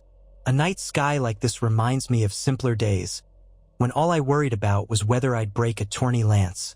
Jon barked a hollow laugh. Those days are gone. Yes, Jaime said, voice oddly soft. For all of us. He squared his shoulders, turning back to the guards. Well, Stark men, let's not keep you out in the cold. Let on. They escorted Jaime away. The last Jon saw was the flick of Jaime's pale hair disappearing under the arch, manacles clinking. Jon stood by the well, Ghost at his side, fury and confusion gnawing at him. He wanted to hate Jaime without reservation, to hold him responsible for every Lannister crime. Yet the man's complexities kept bleeding through. A Kingsguard who had once killed a mad king, a hostage for crimes mostly committed by others, a knight who might have prevented Ned's death if he had only chosen differently. Rage seethed, but it did not quell Jon's deeper turmoil. At length, Jon returned to the Great Keep. He found his bed in the guard barracks, this time blessedly unoccupied. Ghost curled at the foot, watchful. Jon's mind buzzed with thoughts of Tywin's potential negotiations, of Theon rotting in another cell, of the uneasy future. Somewhere in the castle, the final sword of House Dayne kept vigil, still unknown to all. And across the sea, if rumors were true, dragons stoked a new flame. All the while, the snows kept falling, quiet and endless. As winter deepened, the days grew shorter. Winterfell's walls glistened with ice. Ravens arrived and departed in a flurry of black wings, carrying Robb's letters to Tywin, or to the scattered lords of the north. Skirmishes still flared in the riverlands, but the cold slowed most armies. Jon joined in extra patrols around Winterfell, mindful that Theon's Ironborn or Lannister scouts might attempt sabotage. One afternoon, while helping Ser Roderick Castle evaluate the castle's outer defenses, Jon spotted a small group of riders approaching on the King's Road. The Stark sentries bellowed for them to halt. Jon, shielded behind the battlements, peered down. They carried no banners, but seemed well armed. A sinking feeling seized him. Could these be foes? Yet as they drew closer, Jon recognized one face. Jeyne Poole, daughter of the steward Vayan Poole who had once served House Stark, now traveling with a half-dozen men. Jaime had been in the south with Sansa, or so the rumor went, but apparently had escaped. She was pale, trembling, clinging to the saddle. The men were battered, possibly mercenaries or loyal retainers. They signaled they came in peace. The gates opened under watchful eyes. Jon hurried down to the courtyard, Ser Roderick by his side. When Jaime dismounted, she nearly collapsed, wearing a threadbare cloak, face smudged with dirt. "Winterfell," she gasped, tears sliding down her cheeks. "I never thought I'd see it again." They brought her inside, the men explaining they had found her wandering near the Trident, fleeing from some chaos in the south. She had apparently endured captivity in King's Landing, forced to serve the Lannisters after Ned's execution. Robb and Catelyn rushed to greet her in the Great Hall. Jaime flung herself into Sansa's arms, sobbing uncontrollably. Sansa wept too, holding her friend from childhood.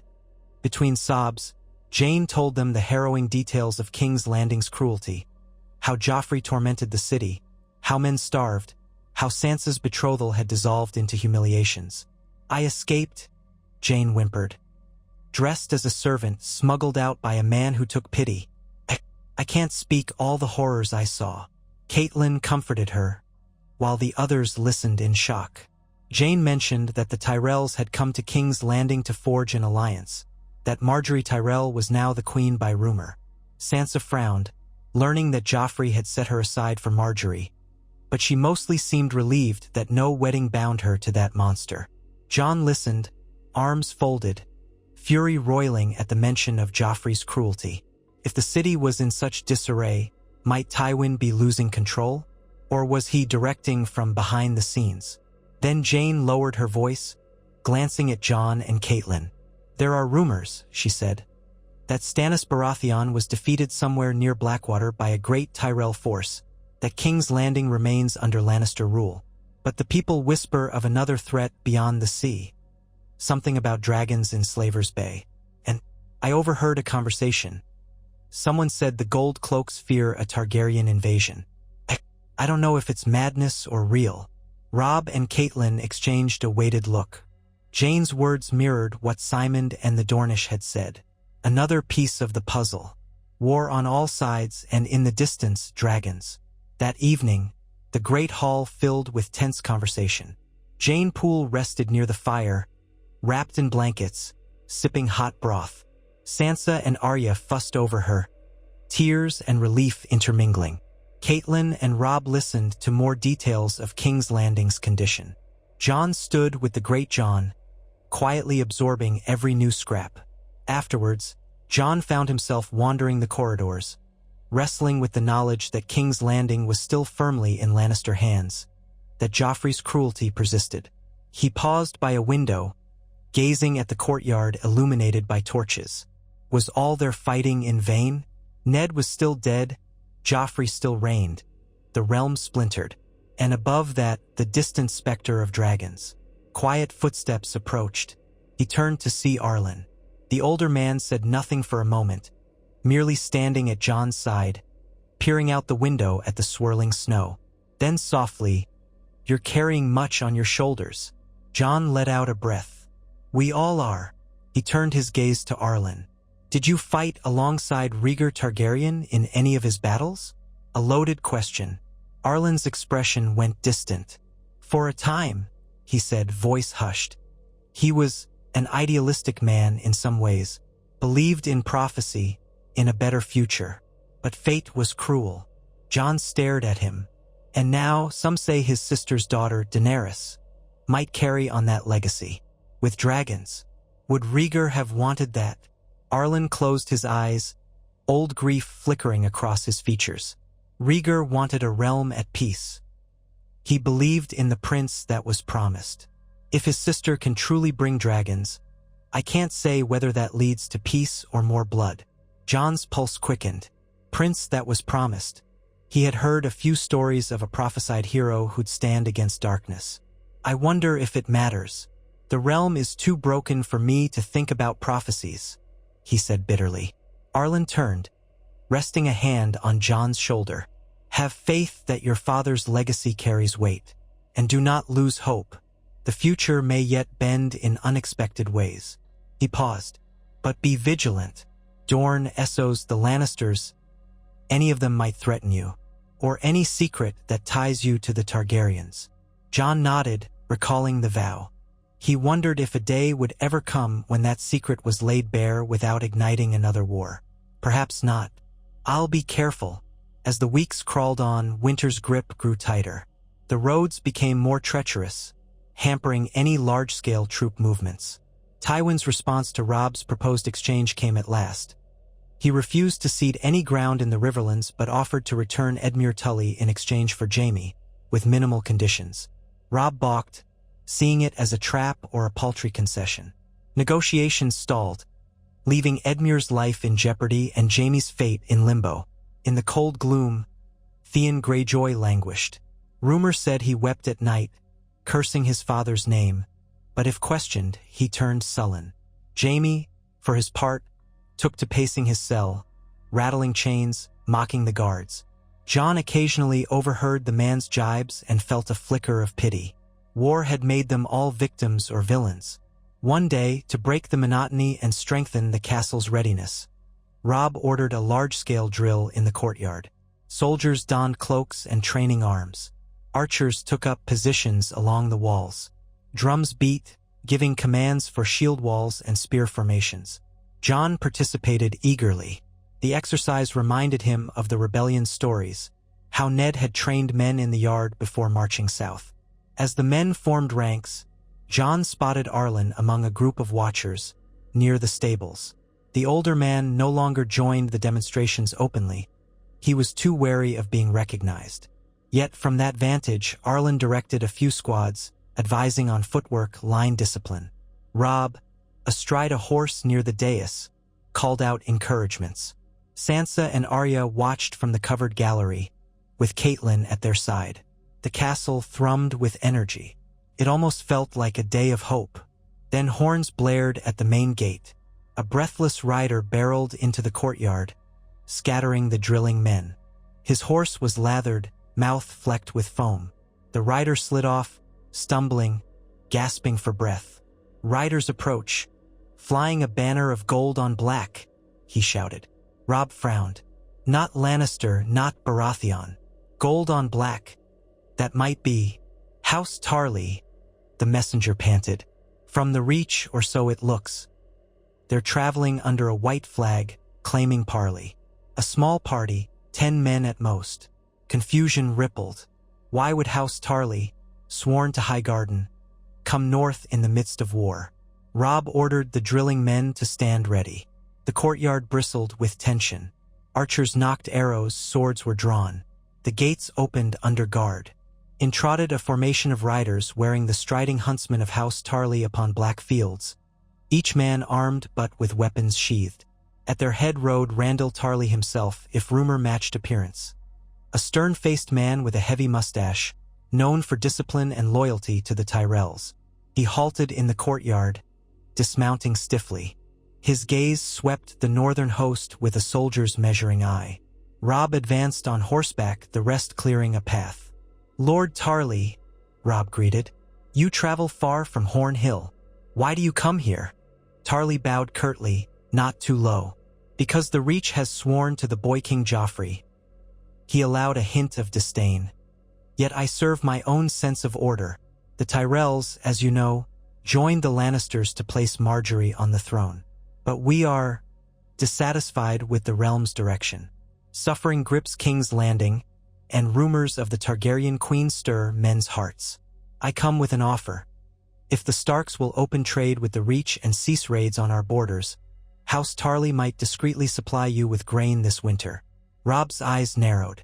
You aided the Lannisters at the Blackwater, from what I hear. Tarly inclined his head. Aye, by Lady Olenna's guidance. But alliances can shift. Times are dire. The small folk starve, the Lannisters hoard gold, and the Tyrells want to strengthen their new tie to the throne. But they've done little to ease the burdens on loyal men of the Reach. I speak for a faction that believes in more pragmatic solutions. The king in the north might be a more honorable ally than King Joffrey. His gaze flicked around the courtyard. I've come under a flag of truce, to see if you're open to a quiet agreement.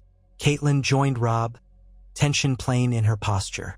A quiet agreement meaning what exactly? We remain in open rebellion against the Iron Throne. If the Tyrells discovered you were aiding us, they'd brand me traitor, Tarly finished. I know, but I suspect they have traitors enough among themselves. The realm is fracturing. I'd rather see the North hold its own than watch the Lannisters devour all. A hush fell. Jon studied Tarly's face from a distance. The man seemed grim, calculating. Perhaps he was sincere, or perhaps he sought to feed information back to the Lannisters. War bred such duplicities. Robb and Catelyn shared a look. Come inside, Robb said at last. We'll discuss terms. But be warned, Lord Tarly. We trust few in these times. Tarly merely grunted in acknowledgement. The watchers parted, letting him dismount fully. The courtyard buzzed with gossip. Northern soldiers eyed the newcomers warily. Tarly's men stood stiff, ignoring glares. Ghost prowled behind Jon, fur prickling. So it began again, more envoys, more uncertain alliances. Jon felt the cold swirl of dread. Each new arrival promised another path to betrayal or tenuous hope. He saw Arland by the stables, half concealed in the shadow. The older man's expression was grim. The swirl of war never ended. When Tarly and Robb vanished into the keep, the courtyard resumed a semblance of order. Men returned to their drills, albeit distracted. Catelyn, stiff with wariness, followed them inside. Jon lingered behind, handing off his practiced sword to a squire. He could not quell the sense that the realm was unraveling faster than any of them could hold together. Arya approached, cheeks flushed. More southern lords? We'll need an annex in Winterfell just for would-be alliances. Jon offered a wan smile. Don't joke. I half expect the next visitor to be a Sellsword captain from Essos, carrying a dragon's egg under his arm. Arya snorted. If that happens, maybe we can hatch it for ourselves. Then her smile faded. But truly, this is madness. Jon agreed silently. She trotted off to help Jeyne Poole with some minor errand, leaving him alone with the swirl of men and uneasy watchfulness. He recalled Ned's teachings. Treat each alliance carefully, for any might be false. The old courtesies had been trampled by war. Every path carried risk. 2 nights later, a tense hush gripped Winterfell as a shrill horn sounded at the gate at midnight. This time, it was no envoy but a panicked ranger from the Night's Watch. He stumbled into the courtyard, half frozen, demanding to see the Lord of Winterfell. Robb was roused from bed, Catelyn too. Jon joined them by the roaring hearth as the black-clad ranger, Ser Otten Withers, if Jon recalled correctly, blurted dire news. The wildlings were on the move. Mance Rayder, the so-called king beyond the wall, gathered tens of thousands. The watch was outnumbered. Worse yet, there were whispers of terrifying creatures in the far north, sightings that defied belief. The same old fear flickered in Jon's memory. Arland's warning about the rising threat beyond the wall. Winter is coming, indeed.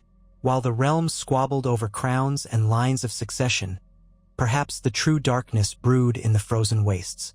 Robb, wearing a hastily donned cloak, questioned the ranger. Withers recounted the dire scarcity of men at Castle Black, how the old Lord Commander Mormont had led a ranging beyond the wall but vanished. The watch needed men, supplies. They begged the north for aid. If Mance's host poured over the wall, the entire north would be threatened. Catelyn listened in horror. We have no men to spare, she murmured. The war, the Ironborn, the Lannisters. Robb's expression hardened. Yet we cannot ignore it. My father would never have let the watch stand alone. If the wildlings break through, all the north is at risk. That night stretched on, full of grim discussions. By dawn, a new resolution emerged. Robb would muster a small relief force for the watch, perhaps a few hundred men, plus supplies. He'd ask loyal lords to send more as they could. The war with the Lannisters had drained them, but the threat of Mance Raider's horde loomed. Winter indeed was coming from every direction. Jon sat with Ghost at his feet, hearing this plan, heart pounding. A wild new notion took root in his mind. If the threat beyond the wall was truly dire, maybe that was where he was needed. The vow of the Night's Watch called to him, a romantic notion he'd once held. But now, with war, secrets, and obligations, was that truly his path? "I could go," he blurted in the midst of a council. Robb, Catelyn, and others turned to him. "I mean, I've fought in battles, I know how to handle a sword. The Watch needs men. Perhaps I could lead some portion of the relief." Catelyn's face shuddered. "You are part of this household, Jon." "I'm a Snow," he interrupted, "and the Watch is made of many such." He hesitated, recalling Ned's gentle promise to find a place for him if he wished. "I'm not deciding fully. It feels like the right thing to do, to follow my father's sense of honor." Robb stared at him, eyes flickering with concern. "We do need loyal men for the war here, but you're right, the Watch needs help. Let me think on it." So it lay an open question. Over the next few days, the news from the wall overshadowed even the fresh negotiations with Tywin or Tarly. The Northmen muttered about old nightmares, the long night, and wildling invasions. No one was certain if they believed the Rangers' hints of pale, dead creatures. But all recognized that if Mance Raider brought a massive host, the rickety defenses along the wall might fail. Jon wrestled with the longing to do something meaningful. Had he not yearned for the Watch once, to find his place outside the overshadowing presence of Ned's trueborn children? Now Ned was gone, but the vow and the calling remained. Yet leaving Winterfell meant leaving behind Robb, Arya, Sansa, the tenuous stability of the North. And what of Arthur Dayne's vow to protect him? When he confided these doubts to Arland, the older man's face clouded. "Your father once spoke of letting you choose the Watch if you wished. But the realm is in chaos. If you join the Watch, you forfeit any claim to a house, a family, a wife. And if something were discovered about your birth, you'd be vulnerable, friendless." Jon swallowed. "I've always been friendless in a sense, haven't I?" Arland's eyes flashed. "Not so. You have me. You have your siblings, who love you, if not your father's name. The Watch is honorable, but think carefully. We're on the brink of changes that might reshape the realm." Jon nodded, torn.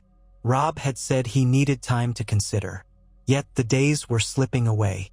The Ranger from the Watch grew more frantic, begging for immediate aid. Snow fell harder, filling the courtyard ankle-deep. The gates sometimes froze shut overnight. The gloom of deep winter settled, and in that hush, rumors of Targaryen dragons, Lannister aggression, Greyjoy raids, and wildling hordes all merged into a single sense of impending doom. On a pale morning, Jon ventured into the Godswood, seeking quiet. He found the old weirwood draped in snow, red leaves stark against the white. He knelt by the trunk, setting aside his sword belt. Ghost sniffed around, ears alert. Jon closed his eyes, remembering Ned's quiet prayers, remembering the way Ned would lay a hand on the tree and speak softly of duty and honor. He felt a presence behind him, not threatening but near. He turned and saw Robb. The king in the north wore a thick cloak, breath fogging in the cold. He approached slowly, as if reluctant to disturb Jon's solitude. "Jon," Robb said, "I wanted to speak with you. About the wall, the Watch." Jon stood, brushing snow from his knees. Ghost padded to Robb, who knelt to scratch the wolf's ears. "Yes," Robb sighed, face etched with the strain of command. "I can't force you to stay if you truly wish to join the Watch. Father told me once that you might choose that path. I see your restlessness. Still, the war isn't over. I need you here.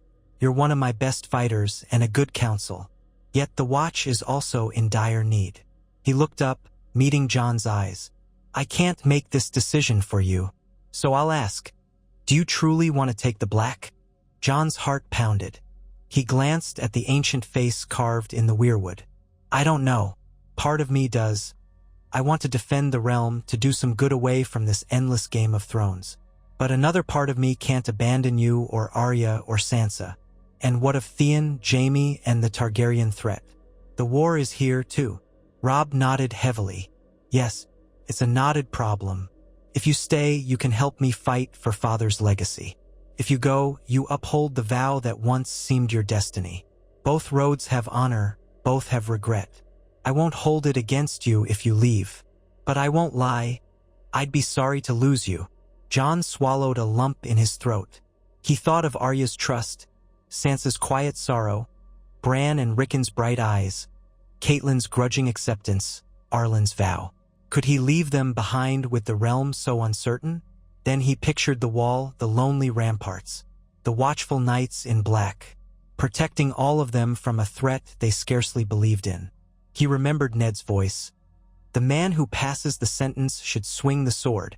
Finally, he said, I need a little more time. Robb let out a breath. Take it, but not too long. Winter moves swiftly. He placed a hand on Jon's shoulder. Whatever you choose, remember you are my brother. Emotion stung Jon's eyes. He clasped Robb's forearm. Thank you. They parted ways in the silent godswood.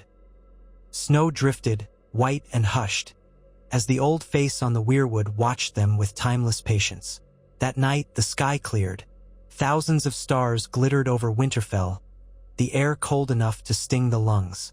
The courtyard was nearly empty, save for a few sentries stamping their feet for warmth. Jon, restless, wandered near the old armory, Ghost padding at his side.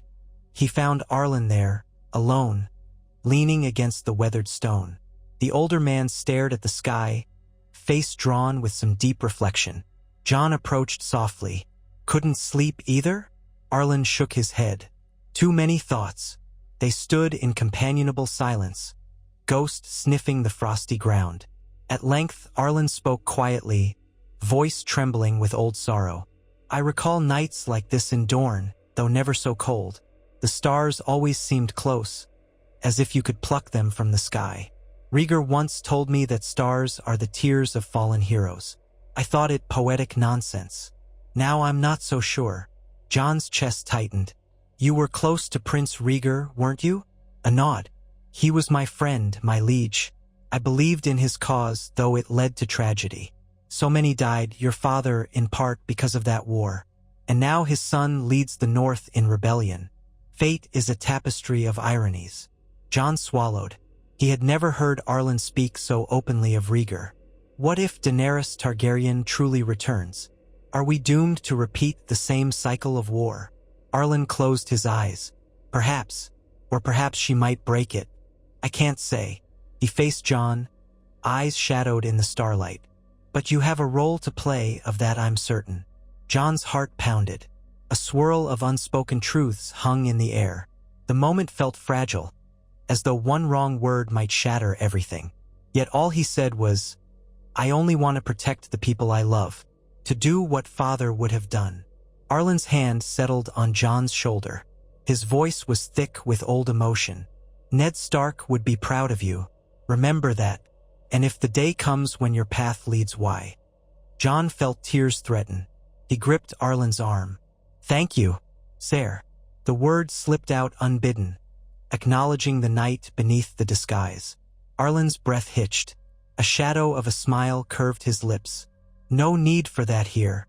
They remained together under the starry sky, watchers on the walls of a realm spiraling into deeper conflict.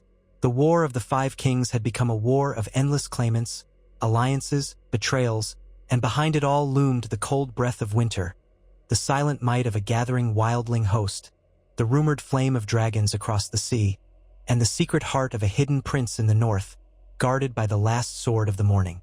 The snows would continue to fall, the ravens to fly, the armies to march or falter.